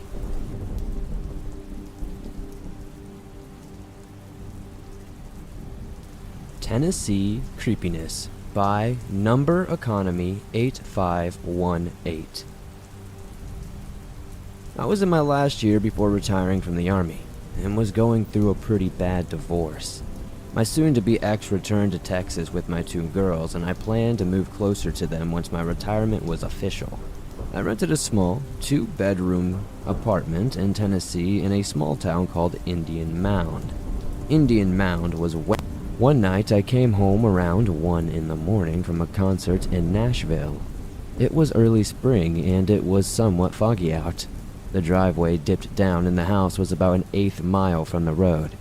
As I pulled in, I saw a huge black dog standing in the front yard, and it looked like a black lab or a lab mixed breed. It stood with its head up and its tail straight up. It was fixated on me.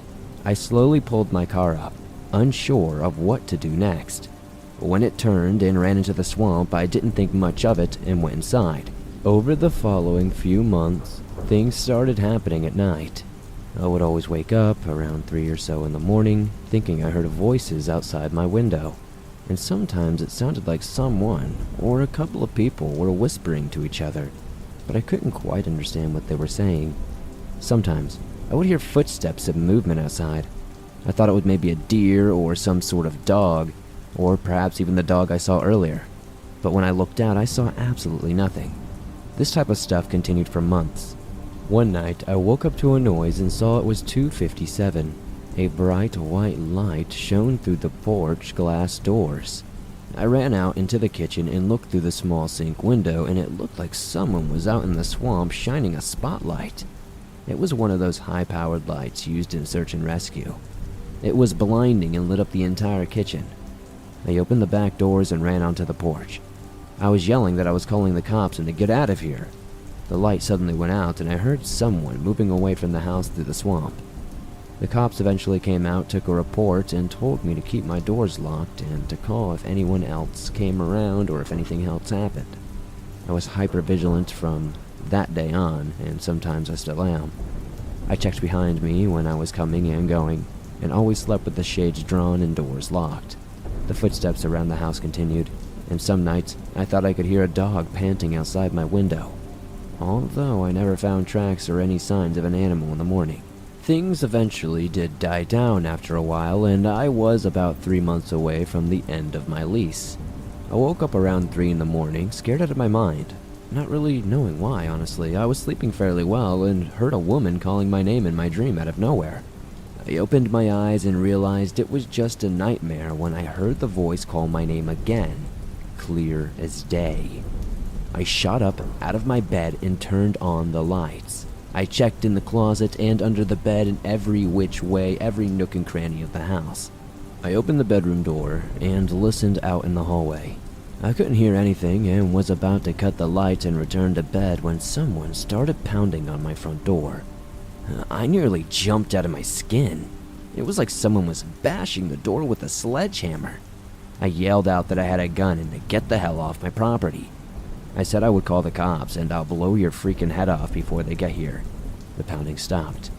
Cops came out again and took another report, but there was no visible damage to the door or footprints around the property. It all just stopped after that. I did actually buy a 9mm, but the rest of my time renting there was actually very peaceful. I'm back in Texas now, in an apartment complex in the suburbs, but I really don't mind. The backwoods of Tennessee were a creepy place.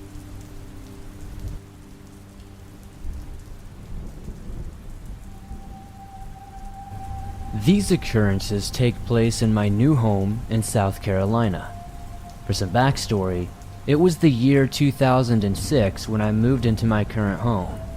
I used to be an avid outdoorsman. I used to, anyway. Yesterday, while out on one of my daily hikes during the evening, I found an old, rotting note. After reading this note, I highly doubt I'll be back to those woods for a long while. The note read, I was out with a few friends for a get-together for a friend of mine. He was going to leave for college in a week, so everyone wanted him to go out with a bang. We were having this get-together in some private property that one of my few friends were Brandon, Kyle, Alfred, and myself, we used this property to drive around the ATVs and dirt bikes we owned. We drank for a while quite carelessly.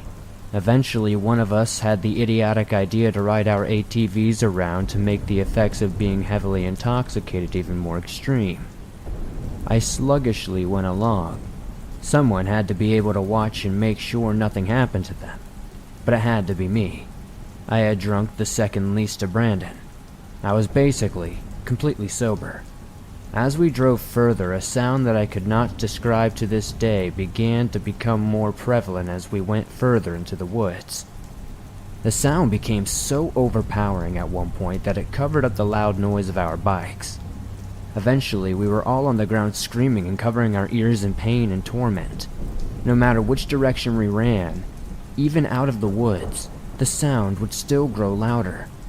At this point, the sound became clear to me that it was most likely a scream.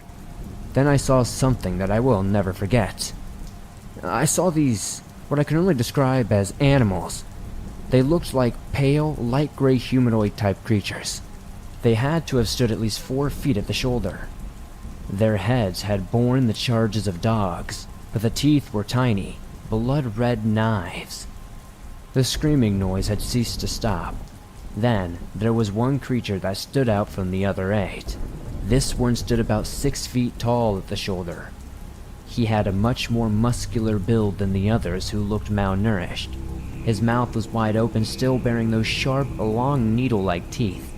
But the biggest one, which I supposed was the leader, made a different noise. I could only describe this noise as a clicking noise. It may be necessary to mention that I have the most powerful build of all 4 of us.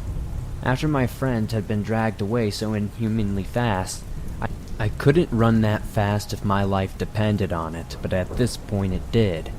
But while my friends and I were being dragged away, I realized something. The screaming had stopped.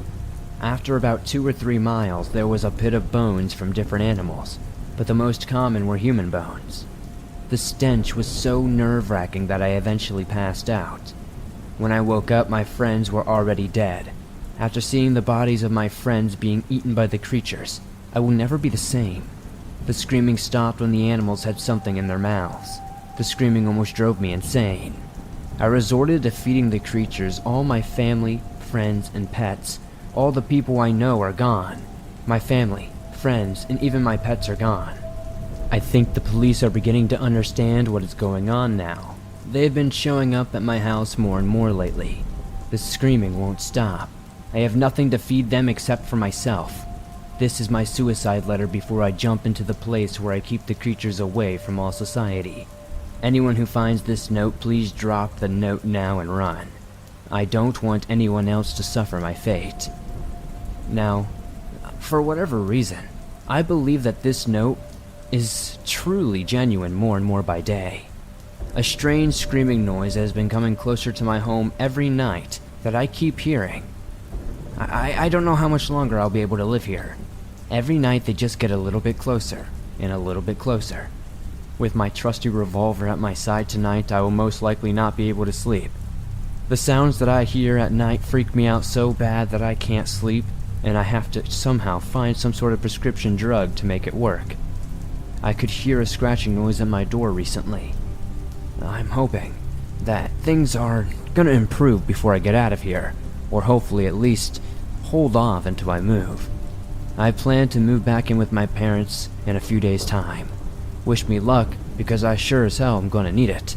Like I said, when I first found that note, I thought it was just some sort of short scary story, maybe something that somebody had put there to scare people.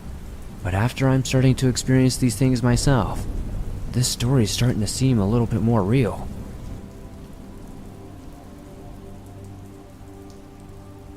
The Japan Stalker by Anonymous. I'm a 25-year-old woman, and I've been living in Japan for a couple of years now. It's a beautiful country, truly. Every bit as fascinating and alien as I imagine. But I have one major complaint.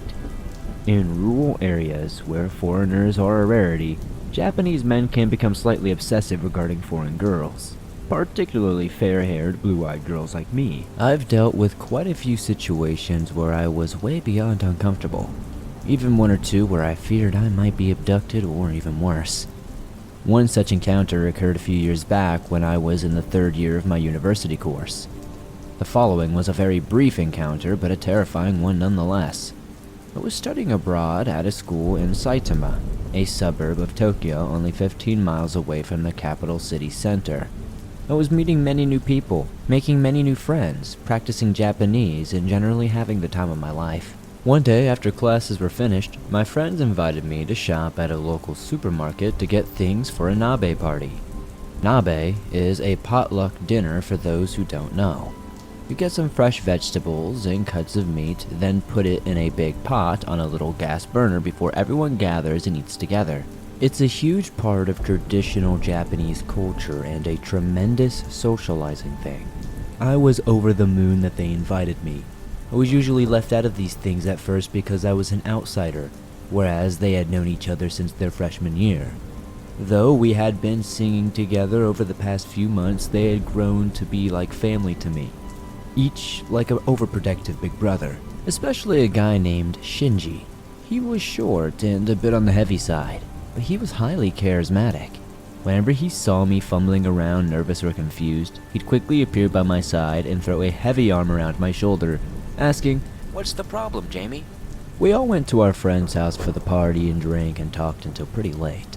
I checked my phone at one point to discover that it was already 4 in the morning, and my battery was dying.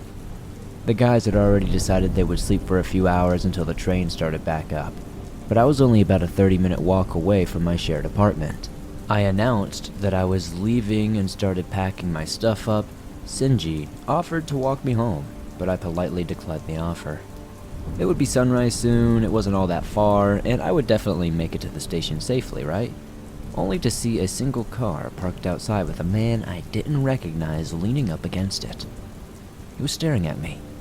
He was much older than me, in his mid-30s or even early 40s. His head turned, watching me as I approached the station. I began picking up my pace a little, crossing to the other side of the street to avoid him as best as possible. But I heard the car door slam and the engine start up. Headlights illuminated me, and he turned to drive alongside where I was walking. His window rolled down. "Good morning, Gaijin," he said in Japanese.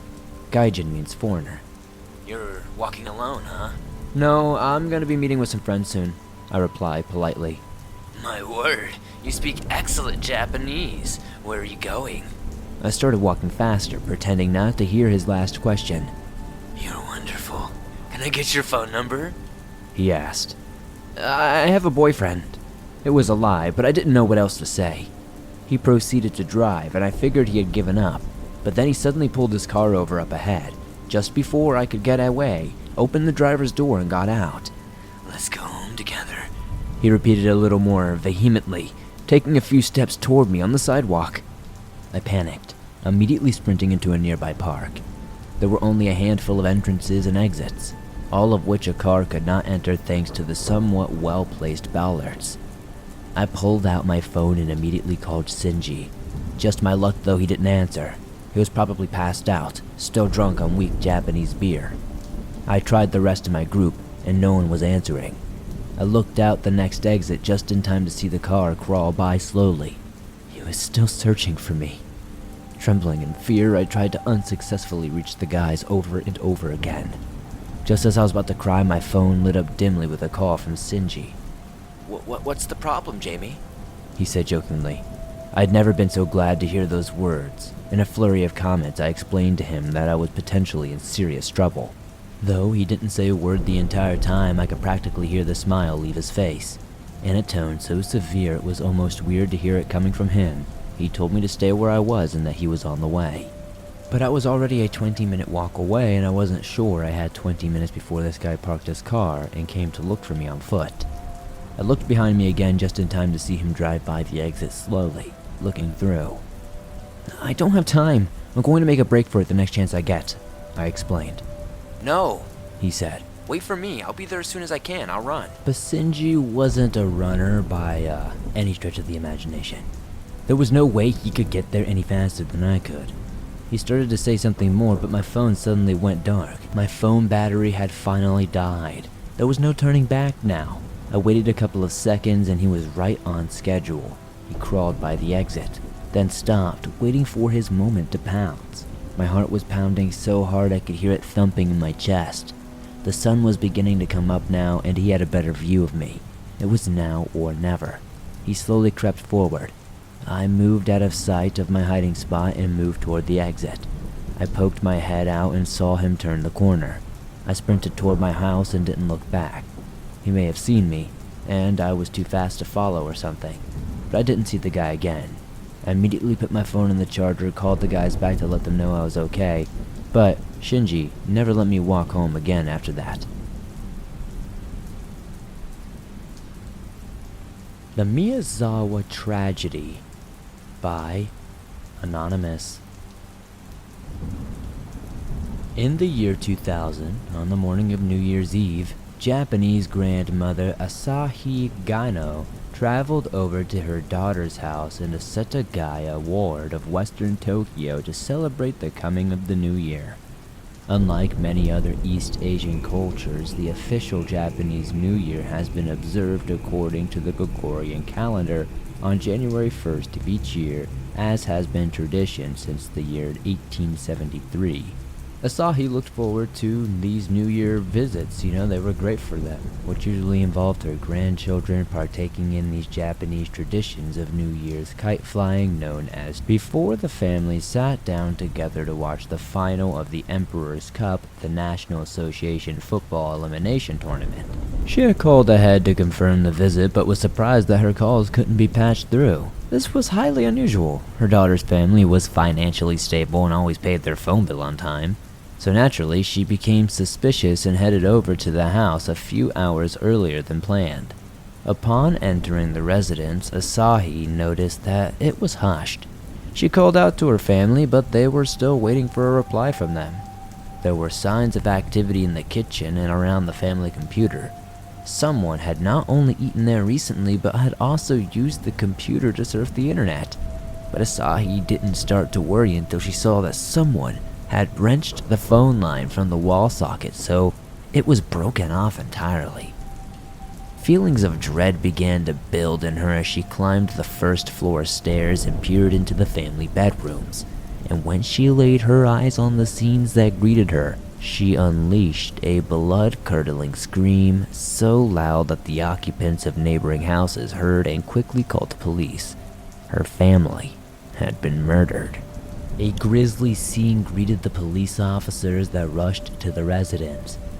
There, they discovered the corpses of 44-year-old Mikio Miyazawa, his 41-year-old wife Yasuko, and their children, Nina and Ray, who were 8 and 6 respectively. 3 of the corpses were soaked with blood except Ray's, who had been strangled in his sleep. Police quickly determined that whoever had slain the family had gained access to the house at sometime around 11:30 p.m. the previous evening. They had climbed a tree to the rear of the house before carefully removing a window screen, after which they had free access to the bedroom of the sleeping Ray. Despite succumbing to the asphyxiation inflicted by the killer, Ray seems to have raised up enough of an alarm for his father, Mikio, to rush up the stairs to confront his son's murderer. Shocked and enraged by the horrifying sight that greeted him, Mikio set upon the killer in a vengeful rage and managed to injure his son's attacker before losing his balance. The killer then gained the upper hand and tried to stab Mikio in the head with a sashimi knife, a blade used to prepare sushi. Mikio was spiked in the head with such force that part of the blade snapped off inside of his skull, and the killer was forced to slay the family's females with a broken knife, still soaked in their father's blood. In a country where murder rate is relatively low, news of the murder shocked the Japanese public and caused national outrage. So much so that Takeshi Tushida, the chief of the Saiho police station, was placed in charge of all investigations into the murders and remained in place until his retirement. The study that followed was one of the largest ever taken in the history of Japanese law enforcement. It involved almost 250,000 investigating officers who collected and filed over 12,000 pieces of evidence. The killer's behavior was brutal, ruthless, and horrifying, but it was his apparent actions following the murder that made the police so confused. Instead of fleeing the scene, the killer seemingly spent the next 8 hours or simply hanging around the Miyazawa family's home. After treating their injuries using medical supplies found in the family's bathroom, the killer helped themselves to some barley tea, fresh melon, and some ice cream from the kitchen's freezer unit. Then, after using the house's toilet to relieve themselves, the killer used the family's computer for several hours before actually taking a nap on the living room couch before seeing themselves out. Analysis of the family's computer revealed it had connected to the internet at 1 a.m. shortly after the family was murdered and the killer had eaten. It had also connected to the internet around 10 a.m. the same morning, meaning Asahi Gaino had arrived at the house maybe only an hour after the killer had departed. One thing was clear before any severe investigation had taken place, though. The police were dealing with a highly dangerous psychopath who was not only so detached from their crimes that they could stomach food in the immediate aftermath, but so callous that they could take a nap after having murdered 2 children and their parents. The subsequent police investigation revealed several oddly specific things about the family's killer. Physically, the killer was estimated to be around 170 centimeters tall and of a slender, athletic build. Police also deduced that the killer was 15 to 35 years old at the time of the incident due to the physical strength required to scale the tree at the back of the Miyazawa's house. After analyzing fecal matter taken from the Miyazawa's bathroom that belonged to the killer, police determined that they had eaten string beans and sesame seeds the previous day. They also discovered that the killer had left their blood-stained clothes in the father's bedroom after changing into some of the clean clothes he took from them, probably to avoid raising suspicion as he escaped the scene. Analyzing the killer's sweater, they not only learned that it had been bought from a store in the Kanagawa prefecture, but that only 130 of that particular item were ever made, and it was a pretty exclusive piece of clothing and didn't come cheap. Therefore, the killer must have been employed at a fair well-paying job and or at least had an interest in fashion. But perhaps the most exciting detail gleaned from the investigation was that trace amounts of sand were found inside the hip bag of the killer left abandoned at the scene. These were sent to a laboratory for analysis where forensic scientists concluded that they had come from the Nevada desert, specifically the area around Edwards Air Force Base in California. This fueled speculation that the murderer was either an American serviceman or had at least visited the site during the previous few years. Analysis of the killer's DNA and fingerprints also fueled speculation that a foreigner committed the murder. Neither the DNA nor the fingerprints matched any of the records of Tokyo police, which could have simply meant the killer had no previous criminal description. However, analysis of the type A blood found at the scene revealed that the killer was male. It indicated that the ancestry was that of a southern European country that bordered the Mediterranean or the Adriatic Seas. This discovery led the Tokyo Metropolitan Police to seek help from the International Criminal Police Organization, as it was possible that the killer was no longer present in Japan and had escaped the country following the brutal murders. This would explain why, after such a thorough and widespread investigation, no single person was ever charged with the murders. In 2019, it was reported that nearly 35 officers were still assigned to the case, hoping to one day finally solve some of the most widely publicized murders in Japanese history.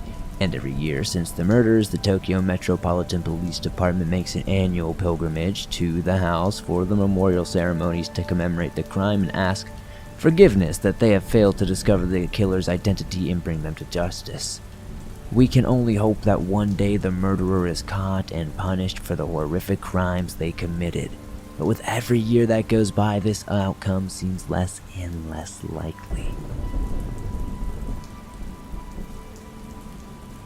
I found something disturbing in Akigahara Forest by Paige Turner. Hello, Swamp Dweller. It's strange to finally write this after months of meticulously crafting the perfect letter with which to grab your attention. But sadly, those hours were in vain. It's impossible to express the entirety of what happened without including some rather embarrassing details. But I can't keep this to myself any longer. Hopefully, you can see past my mistakes and consider reading this to your viewers. There is no defense for my intentions, but I would like to conclude this preface by saying that I am a different person now. My name is Parker, and I'm a 21-year-old manic-depressive, bipolar college dropout. I'm also a snob and an all-around asshole. This isn't a cry for help, it's an explanation. You see, I've been coming to the swamp since 2018. It's one of a few pleasures in my pathetic life. Any tale where someone suffers more than myself is a treat. But here, I don't know, there's something special about the atmosphere. I've nearly convinced myself I'm visiting a real place. Did I cross a line from a loyal fan to obsessive psycho? Probably, but listen to my whole story before passing judgment. Eventually, listening wasn't enough anymore. I wanted to keep the show going daily, to hear my words shared with everyone here in the swamp. The problem? I was a boring nobody, and apparently so was my family. There wasn't a single haunting or stalker among us. Finally, I decided to create a work of fiction. But they were dull, and even if you read them, they'd be immediately forgotten. No, if I was going to lie, it was going to be something memorable. After trashing a dozen or more drafts, the entire world stopped. My sister died, and I experienced real pain. The previous depressions were nothing compared to the new torments of daily life. Leslie was walking to her car after work when some shitbag just grabbed her. But that's not the story I'm here to tell. It's only the catalyst. I've always wanted to die. Not in a I can't take it anymore dramatic way, in a this is pointless and I don't want a passive type of way. After Leslie, it became the bad kind. Wanting justice kept me going at first. But when the shitbag went down shooting, that was gone too. There's a calmness that comes with the decision to die. The pain finally stops because it doesn't matter anymore. It felt like my mind was clear for the first time, and I understood exactly what I wanted to do. Opening a new dock, my fingers danced over the keys as words practically wrote themselves. In minutes, 3 perfect paragraphs introduced myself as an adventurous hiking enthusiast. I explained my love for this channel and my lifelong desire to visit Akigahara, Japan's suicide forest. It was far from finished, but a beautiful beginning. Next, I bought a plane ticket, a round trip to support my claims. I got a passport and packed my bags. The plan was nearly flawless. I would write of my daring adventures, and when the audience was captivated with my unbelievable discoveries, I would deliver the clincher. The returning tomorrow will update soon. Of course, that was never going to happen. Later, when my body was discovered, well, you get the idea. There was a chance details about my true personality would surface, but most people want the mystery. They'll overlook a few discrepancies in the story if it's good enough, and I thought mine was. I researched the area to ensure no claims contradicted the legends too much and found the subject fascinating. In 2003, a record-breaking 105 bodies were discovered. In 2010, over 200 suicide attempts were made. Due to the drastic increases, they won't release the numbers anymore. In the year 864, Mount Fuji erupted, and where the lava flowed, Akigahara eventually grew. Halfway up the mountain, one can see the forest from high above the treetops. The breathtaking view is the reason it was named Yukai, or Sea of Trees. Unfortunately, the surrounding villages were poor and starving. It was common for families to abandon their elderly in the woods and call it mercy. Many of them committed suicide rather than face weeks of starvation and exposure. This brings us to the Onyo, a vengeful spirit capable of causing physical harm. Many claim these malevolent beings are responsible for most, if not all, of the forest deaths and disappearances. Even experienced hikers tend to lose their way. Now, the public trail ends with no trespassing notices and warning signs. Those who are determined to die simply venture forth and do it. If they're unsure, they tie a ribbon in the trees to guide their possible return. Sometimes, locals volunteer to perform suicide checks and know what it means to find one of those trails. In case you're wondering, I took camping gear, but only to support future claims. We can skip the swank hotel, weird toilets, and actual trauma of public transportation. I'd rather jump to where fantasy and reality diverged. Once I learned what it was like to travel in a crowded city, I knew multiple trips were out of the question. Instead, I took everything on the first day. Finding reception at the bottom of the mountain seemed preferable to another round trip. Plus, it fit my narrative better. I was just camping, but things were so scary I came down to send this. At least, that's what I told myself. It wouldn't matter why I went back afterwards. People always make dumb decisions in those situations. Let everyone speculate I forgot something, or maybe I was forced. The important thing was to steer them away from suicide. I don't care what went in its place. Onyo, Yakuza, aliens, pick your poison. From the moment I arrived, things were more difficult than anticipated. The insects were drawn to me like they smelled a foreign delicacy in my blood, and the weight of my gear increased with every step. When the trail split in two, I stopped for a much-needed break. The signposts were in Japanese, but a passing elderly couple speak English well enough to help. They exchanged worried glances after noticing my tent. I insisted my interests only lay in camping, but it was doubtful that they believed me. I'm still in awe of the forest's beauty. It's amazing what nature can do when the trees aren't cut every 10 to 20 years. If you leave the trail, even before the forbidden zone, it's practically guaranteed you'll get lost. I stopped for a few more breaks along the way and reached the end in roughly 2 hours. A small barrier with numerous warnings offered no challenge in preventing my entry, but that's what marks the point of no return for so many. My first glimpse revealed tattered ribbons of all colors and sizes blowing in the breeze. I worried my line would be too easily seen if it started within view of the trail, but then noticed a uniquely shaped tree in the distance. Halfway there, a blue, uncut ribbon could be seen stretching into the dense foliage ahead. It inspired a combination of fear, curiosity, and regret.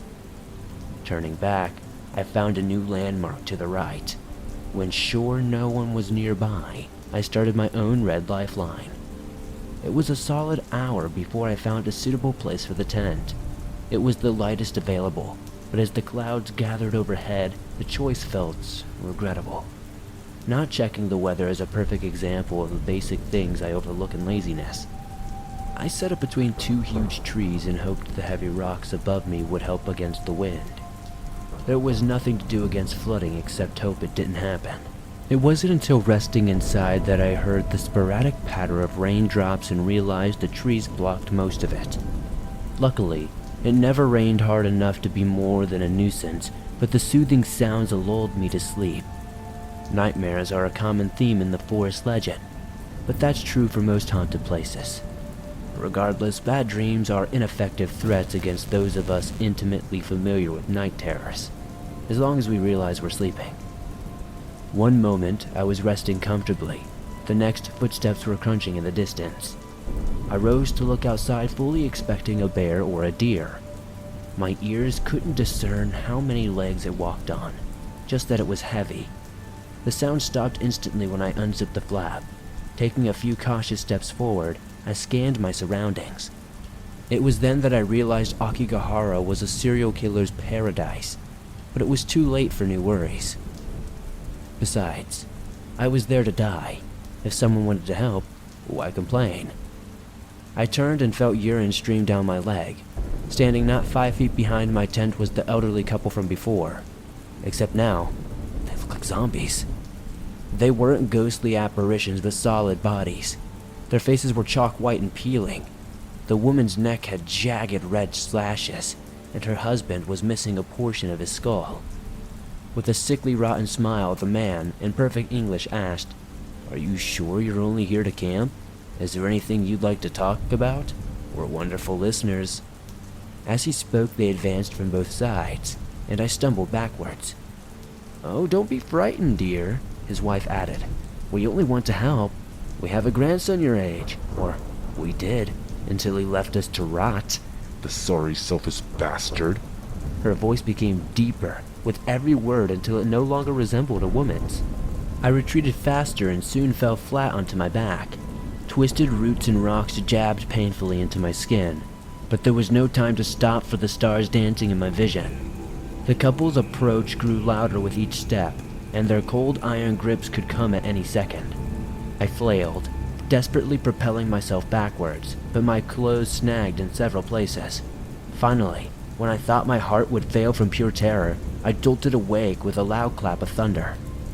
Outside in the cool, fresh air, I noticed my clothes were soaked in sweat. Once changed, I started a fire and wondered at the possibility of staying awake for the rest of my life. Having one of those dreams at night was something to avoid. Phantom pain lingered from the imaginary fall. But as a lifelong hypochondriac, I've learned to ignore most aches and ailments. In a blatant act of rebellion, my brain showed me awful things waiting in the forest, creeping closer by the minute. I didn't care about the story anymore. I was trapped. If I fled in the dark, every branch would be fingers, every animal would be demons, and every cold breeze could be the Reaper's breath. Shadows darted about in the corner of my eye, but I was paralyzed. The trance was only broken when a figure suddenly lunged into the clearing. I turned my head in time to catch a glimpse of a pale, angry woman before she vanished. Taking advantage of my regained mobility, I dove into the tent. I felt a cold certainty. That's what they wanted, but my anxiety grew in tandem with the darkness. Staying outside was not an option. I felt naked and exposed. Countless eyes were watching, waiting. But for what? The whispers hinted suicide, but I wasn't ready to admit I heard them yet. Things were almost calm during the first hour. Writing seemed like a good distraction, but it was difficult to focus. It wasn't until accidentally dozing that I heard real footsteps. Several. The firelight cast tall, exaggerated shadows onto the tent, and they grew taller with every step. There were at least 6, maybe even more. I thought they would force their way inside, but they circled me like vultures. Round and round they went, slowly, never stopping or talking, but occasionally they showed me things. I could hear, smell, and feel everything. Most husbands granted their wives quick, painless deaths before committing suicide, but sometimes they tried to survive out there. Either way, death always came, and the men were always furious when it did. Their rage and hate poured into the land, strengthened its curse with every fresh infusion of fury. What's interesting is how the same children who left them on the mountain were in turn abandoned by their own offspring years later. The Onyo never forgot, and their sons were greeted accordingly. The practice of abandoning the weak may have ended, but its victims remain, and they hate us, all of us. The visions continued until all meaning of time was lost. My head ached and my eyes grew heavier with each passing minute. I had drifted off for only a moment when the sound of tearing fabric startled me. Inches away from my ear, a long black fingernail poked through a small hole, and I screamed in surprise. The finger was immediately replaced by a glazed blue eye. Gripped by panic, I leapt away from the tear, covered it with my pack, and sobbed as the circling footsteps resumed. I stayed that way until dawn, when all fell gloriously silent. There were no retreating footsteps into the forest. They vanished mid-stride as if never there. I opened the flap wide enough for a peek but saw nothing. The gray light of the morning filled me with renewed determination. It was imperative to finish my business before sunset, but I was no longer sure what that entailed. Not wanting to trust any decision made under duress, I reassessed my situation from the beginning. The real doubts began with my letter to you, Mr. Dweller. It was nothing compared to the nightmare of reality. After much soul-searching, the file went into the trash bin where it belonged. When I decided to visit Akigahara, no part of me expected to witness any form of supernatural activity. Now that I had, I would practically be a criminal not to share it with the swamp, right? Admitting I might want to live was too scary. That would mean returning to my miserable existence of everyday life. But it was easier to postpone the suicide rather than cancel. But my priority was getting the hell out of that forest. My gear was packed in 10 minutes, and leaving the tent behind was an easy decision. No matter how long I lived, there would be no more camping in my future. Following my red line back to its starting point, I remembered the stranger's blue ribbon. My intention was to take a few pictures for the story, but then it was clearly older than I had first assumed. The chances of finding a corpse at the other end were extremely high. Seeing a dead body would bother me half as much as a living person would, to be honest. I could be like the YouTubers and claim it was to give closure to a grieving family, or that it was the right thing to do, but I was chasing a story. After 20 minutes, the sound of rushing water alerted me to a stream beyond the cliffside, and the terrain was much better for walking. The forest beauty made it easier to forget about the previous night's terror and the morbidity of the current objective. Lost in another fantasy, I wandered past the ribbon and into an old campsite. A gray tent that was flattened beneath a large tree limb, and personal effects were scattered throughout the area. Initially, I worried a person was inside that tent when it was crushed, but that wasn't the case. After a brief inspection of the belongings, I noticed a yellow ribbon leading further into the woods. The dead woman was at the end of a much shorter hike. She'd been there long enough for the rope to eat through her decomposing neck. The noose still hung from the tree, but her head and body lay separately on the ground. Taking a picture was horrible, but no one would believe me without evidence. Her icy dead stare gave me chills. I couldn't look directly at her, only through the camera. With my finger over the button, I took a few more steps and waited for the auto zoom. And when the shot came into focus, I screamed hard and fell on my ass. The woman's face was back to normal, her lips slightly parted, in a way that she could be described as smiling. Yet, when the picture came into focus, that's exactly what she was doing. Her terrifying grin stretched ear to ear, her lips were blood red, and her eyes were suddenly aware and full of hatred. I couldn't take my eyes off her, or she might make that face again, and I desperately needed that picture. After several minutes spent blindly running my hands over the ground, I finally found it. The sad and broken remains of my phone only displayed the soft glow of nothingness. We cast forward past my tantrum. Without a phone, there was no way to judge time, but I knew it was early enough to be safely locked in my hotel room before nightfall. When retracing my steps through the ruined campsite, I heard a strange, gargled cry like someone was drowning, and instinctively ran towards the sound. Looking down from the cliff's edge, I froze at the sight below. It wasn't water flowing through the stream, but blood and bone. Skulls littered the banks, and spines stretched far beyond my sight. My head began to spin, and I sank to my knees knowing another vision would soon assault my senses. Countless people jumped from that very spot, and countless more were all pushed. I watched them in an endless loop.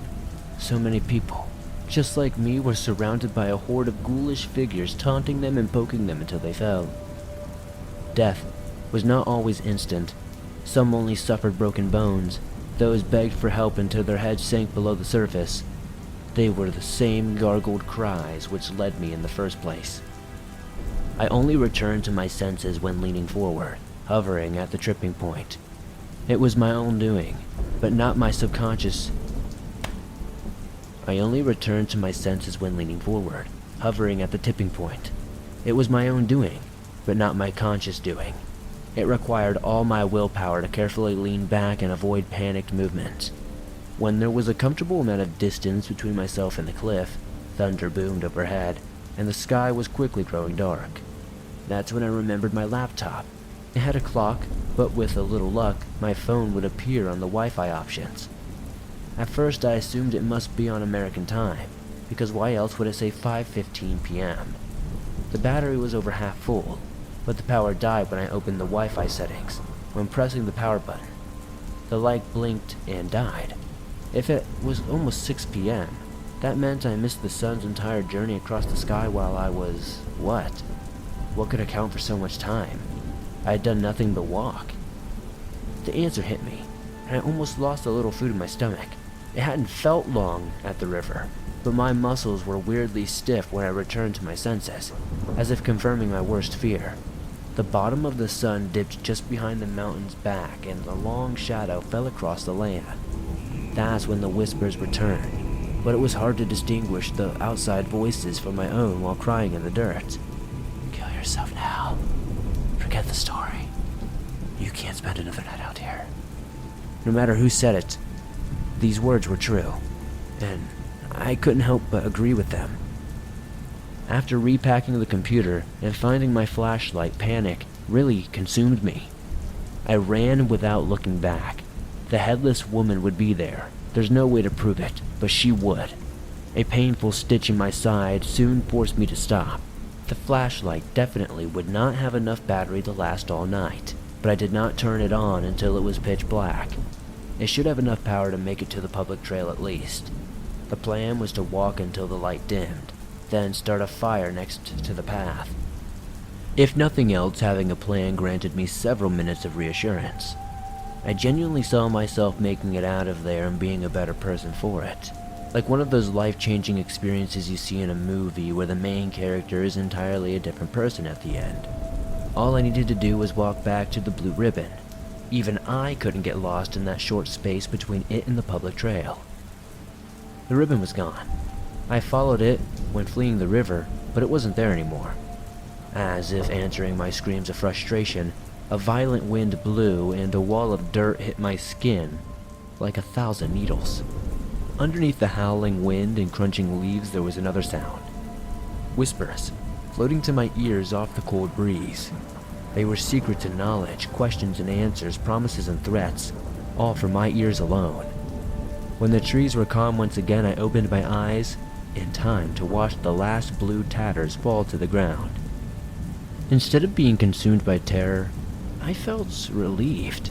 The whispers were pleased, and so was I, but immediately upon that realization was the now familiar feeling of waking from a trance.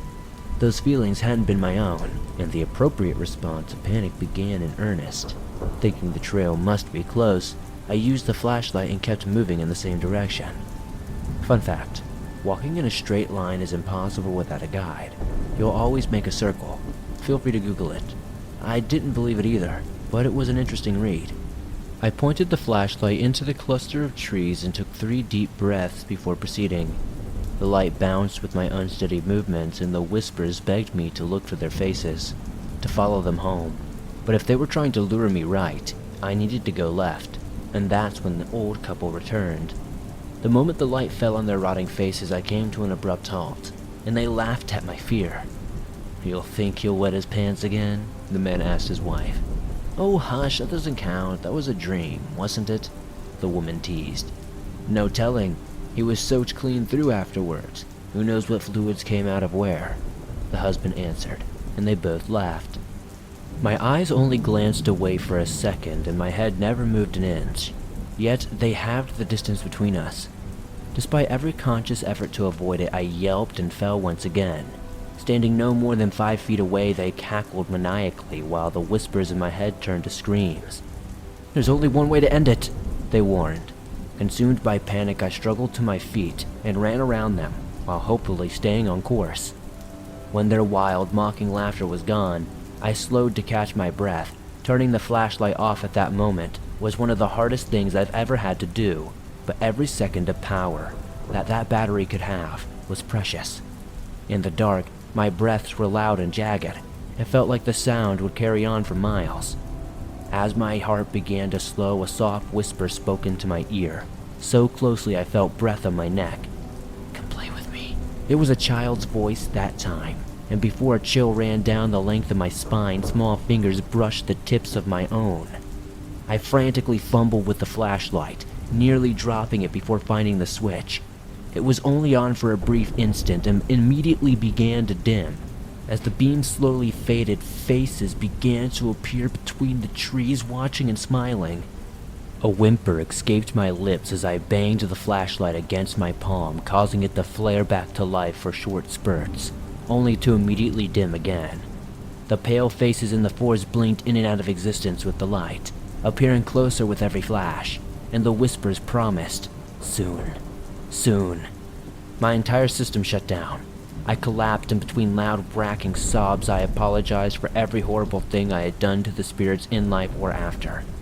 Somewhere in the corner of my desperate brain, I remembered the only paragraph involving how to appease an Onyo.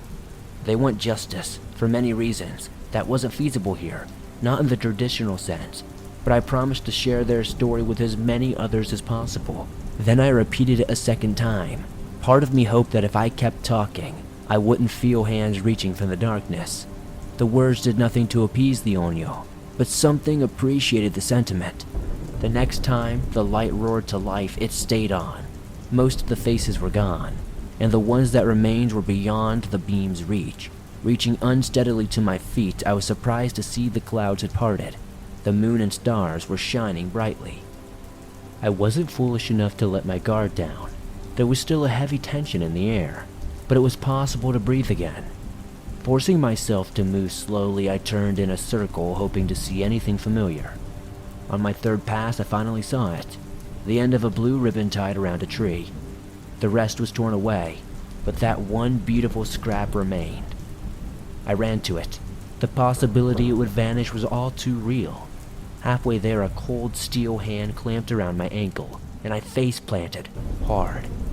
If not for the mouthful of dirt and leaves, my scream would have surely woken the dead, though, to be fair, most were already awake. As I tried to roll over, a heavy weight fell onto me. It felt like a knee was pressing into the center of my back with two hands on my shoulders. My terror was complete.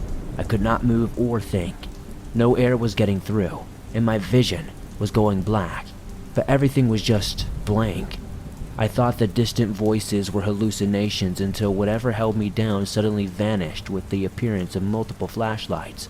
Fortunately, the hotel manager was always suspicious of my reasons for camping at Akigahara.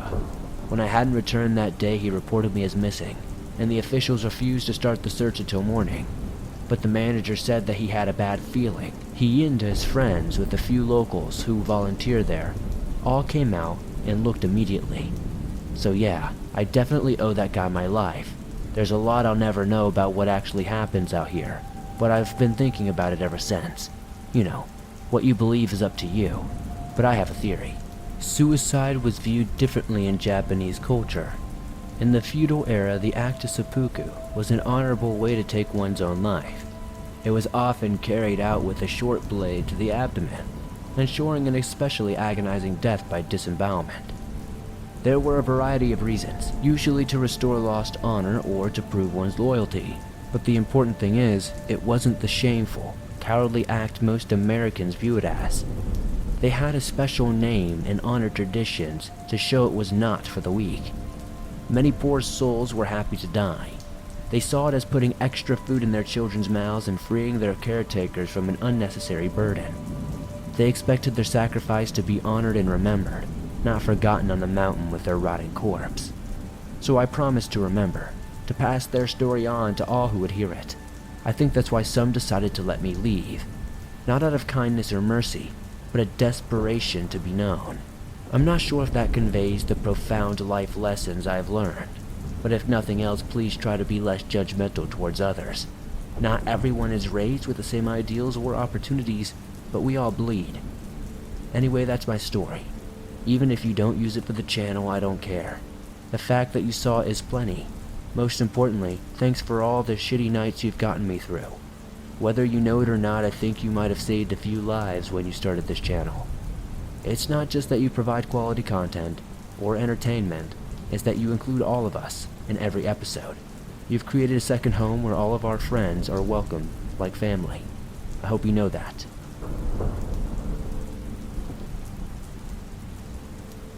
Strange Girl in Japan by Rahodai. This happened in August 2019 while I was visiting my cousin and friends in Yokohama. I was 19 years old at the time. I was on my way back from my friend's apartment to my cousin's place where I was staying. It was close enough, so I decided to walk.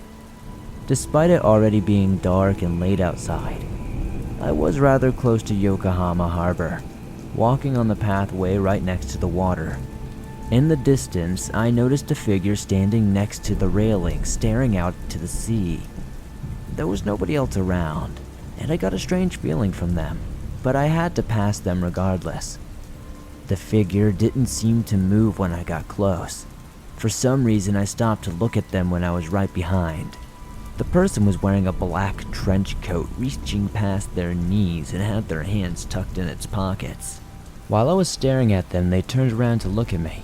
The street lamps provided a good light, and I was standing close enough to make out their features.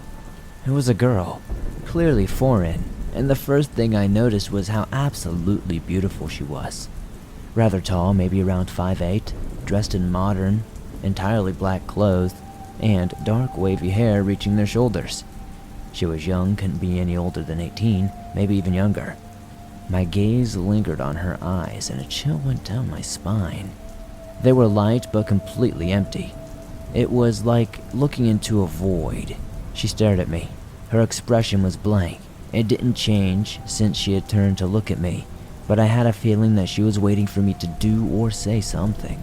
I tried, but I couldn't find the words. I was frozen in place. We stared at each other for quite some time, until at some moment I blinked and she disappeared. There was nowhere she could have gone. She just vanished into thin air. Absolutely horrified, I hurried to my cousin's apartment. When he saw me, he pointed out that I looked white as a sheet, but hearing my story, he just laughed and thought that I hallucinated some sort of hot girl. I researched Japanese urban legends out of curiosity, but I couldn't find anything about a young girl wearing a trench coat. She didn't even look like a ghost. It was like something that a normal human being would be doing. A few days later, while my cousin and I were on our way back to his apartment, something on the other side of the street caught my eye. I looked, and in the shadow of a back alley, leaning against a wall, was that same girl, still dressed in black, wearing a coat. She was clearly looking at me. Her expression was the same before, blank and maybe just a little bit bored. I shook my cousin's shoulder and told him to look, but when he did, she was already gone. Once again, just vanished into thin air. For the rest of my stay, I had a feeling that someone was watching me whenever I went outside, and sometimes I could see the black coat in the crowd. I could have just had paranoia, but I was seriously afraid. When I came back home, that feeling stopped, and nothing weird ever happened again. Does anybody have any idea what could have been going on?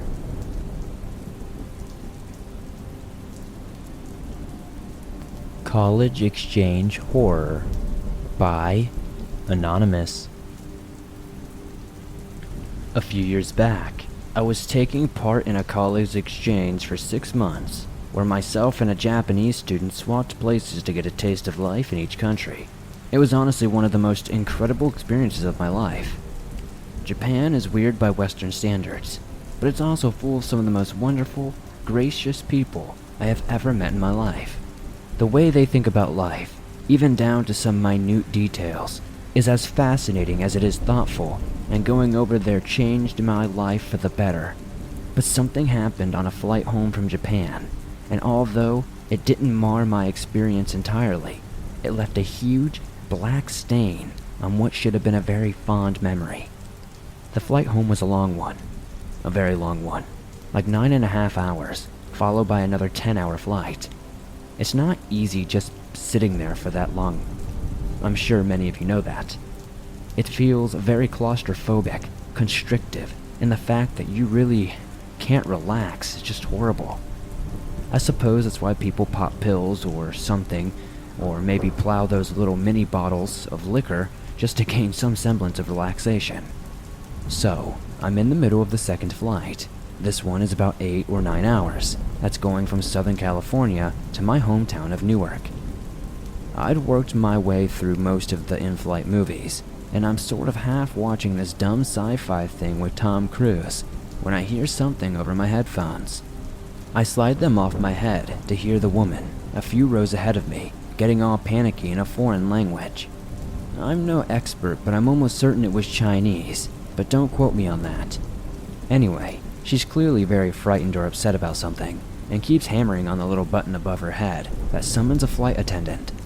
A flight attendant comes by, trying to be as calm as possible, but obviously can't understand what the woman is saying because of the language barrier. It takes a moment or two for the woman to find some medium of communication, and then I watch as the flight attendant kind of leans into the middle of the seats for a moment before jolting back up and rushing down the aisle with a look of horror on her face. Moments later, she emerges, calling out something I'd only ever heard in bad movies up until that point. "Is there a doctor on the plane? Are there any medical professionals on the flight?" That's when I knew the situation was serious, that it wasn't just some poor Asian lady having a panic attack or something.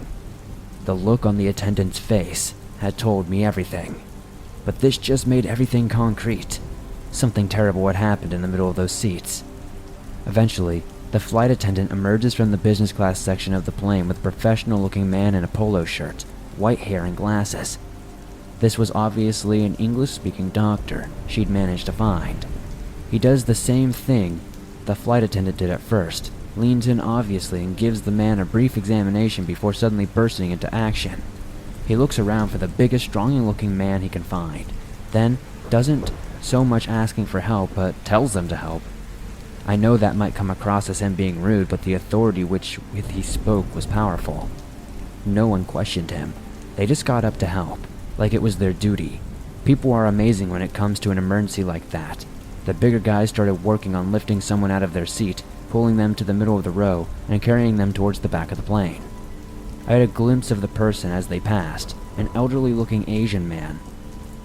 He was as pale as a ghost, completely unresponsive by the looks of it. I looked back to see the doctor performing CPR on the guy after they laid him down, working on chest compressions, blowing into his mouth. That was distressing enough, but one of the big dudes started yelling, "Come on, buddy, come back to us, open your eyes, man." You could hear the distress in the man's voice when it sank that the guy was dead, that he had no pulse, and that he was not coming back at all. Some of the passengers were crying, others were praying. It was one of the most intense situations I had ever been in my entire life. So it is at this point that I look back to see that the flight attendants had produced a body bag from somewhere on the plane. I didn't even know they had those things aboard. I mean, it was exactly the kind of thing you normally see on some Vietnam movie. This big plastic-looking bag with a zipper running up the middle. The doctor and the bigger guys help put the Asian man inside before zipping it up, while some of the flight attendants start reshuffling people for some reason. They move everyone behind me further up the plane, asking a few if they'd like impromptu business class and first class upgrades.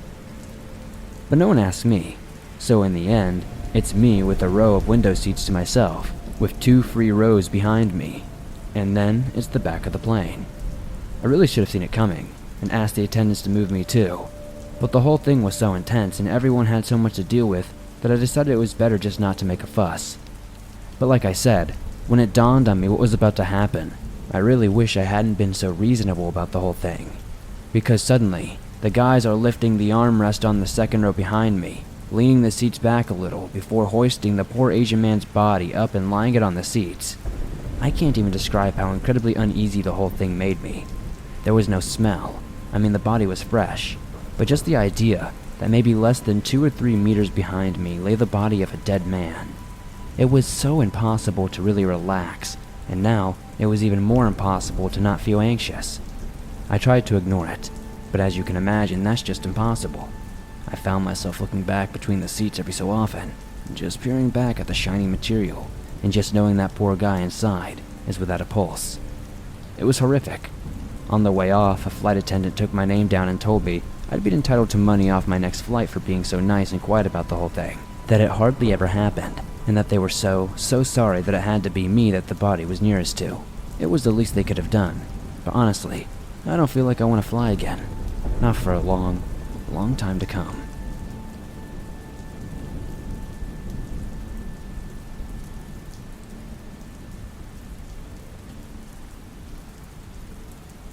Thanks for listening to these creepy and allegedly true horror stories from Japan. If you enjoyed these stories, please be sure to slap that like button as it helps me out a ton. The more likes this episode gets, the more YouTube promotes it in the algorithm, and that helps the swamp grow its ever-expanding waters. If you want to make sure you don't miss any new episodes, be sure to turn on those notifications as I upload them multiple times a week on all things natural and supernatural. Don't forget to also subscribe, it really helps us out. If you have a story that you would like to share in a future episode, be sure to submit your story at swampdweller.net or the email you can find in the description down below. You can also submit it at r/thedarkswamp on Reddit. I would love to share your story with everyone here in the swamp. If you're on the go, but don't have YouTube Premium, but still want to download your favorite scary stories from the swamp, you can absolutely do so entirely free from Spotify, Apple Podcast, Google Podcast, and pretty much everywhere else you find your favorite podcast online. Thank you as always for listening to the end if you did. I'd love to know what story was your favorite. As always, it helps me pick better ones in the future. I hope you guys are enjoying these longer videos. I really am doing my best to make these videos as long as possible. Hopefully, you guys will send in some good stories here so we can keep this trend going. I really appreciate you all. If you guys made it to the very end, don't forget to comment the code word, which is backwards clock. I love to see your comments. Confusing everybody who doesn't make it to the end is always fun. And I will pin the funniest one at the top as always.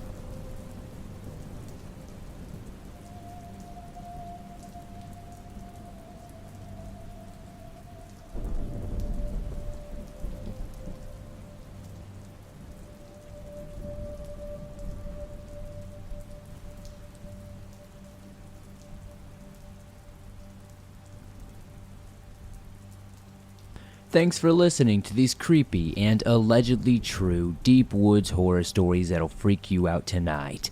As always, if you enjoyed these stories, be sure to elbow that like button in the face, subscribe if you're new, and turn on notifications to never miss a new episode as I upload them nearly every single day, and all things natural and supernatural. If you have a story that you would like to share, be sure to submit it at swampdweller.net or the email you can find in the description down below. I would love to share your story with everyone here in the swamp, and stories like yours that help keep this show going on a daily basis.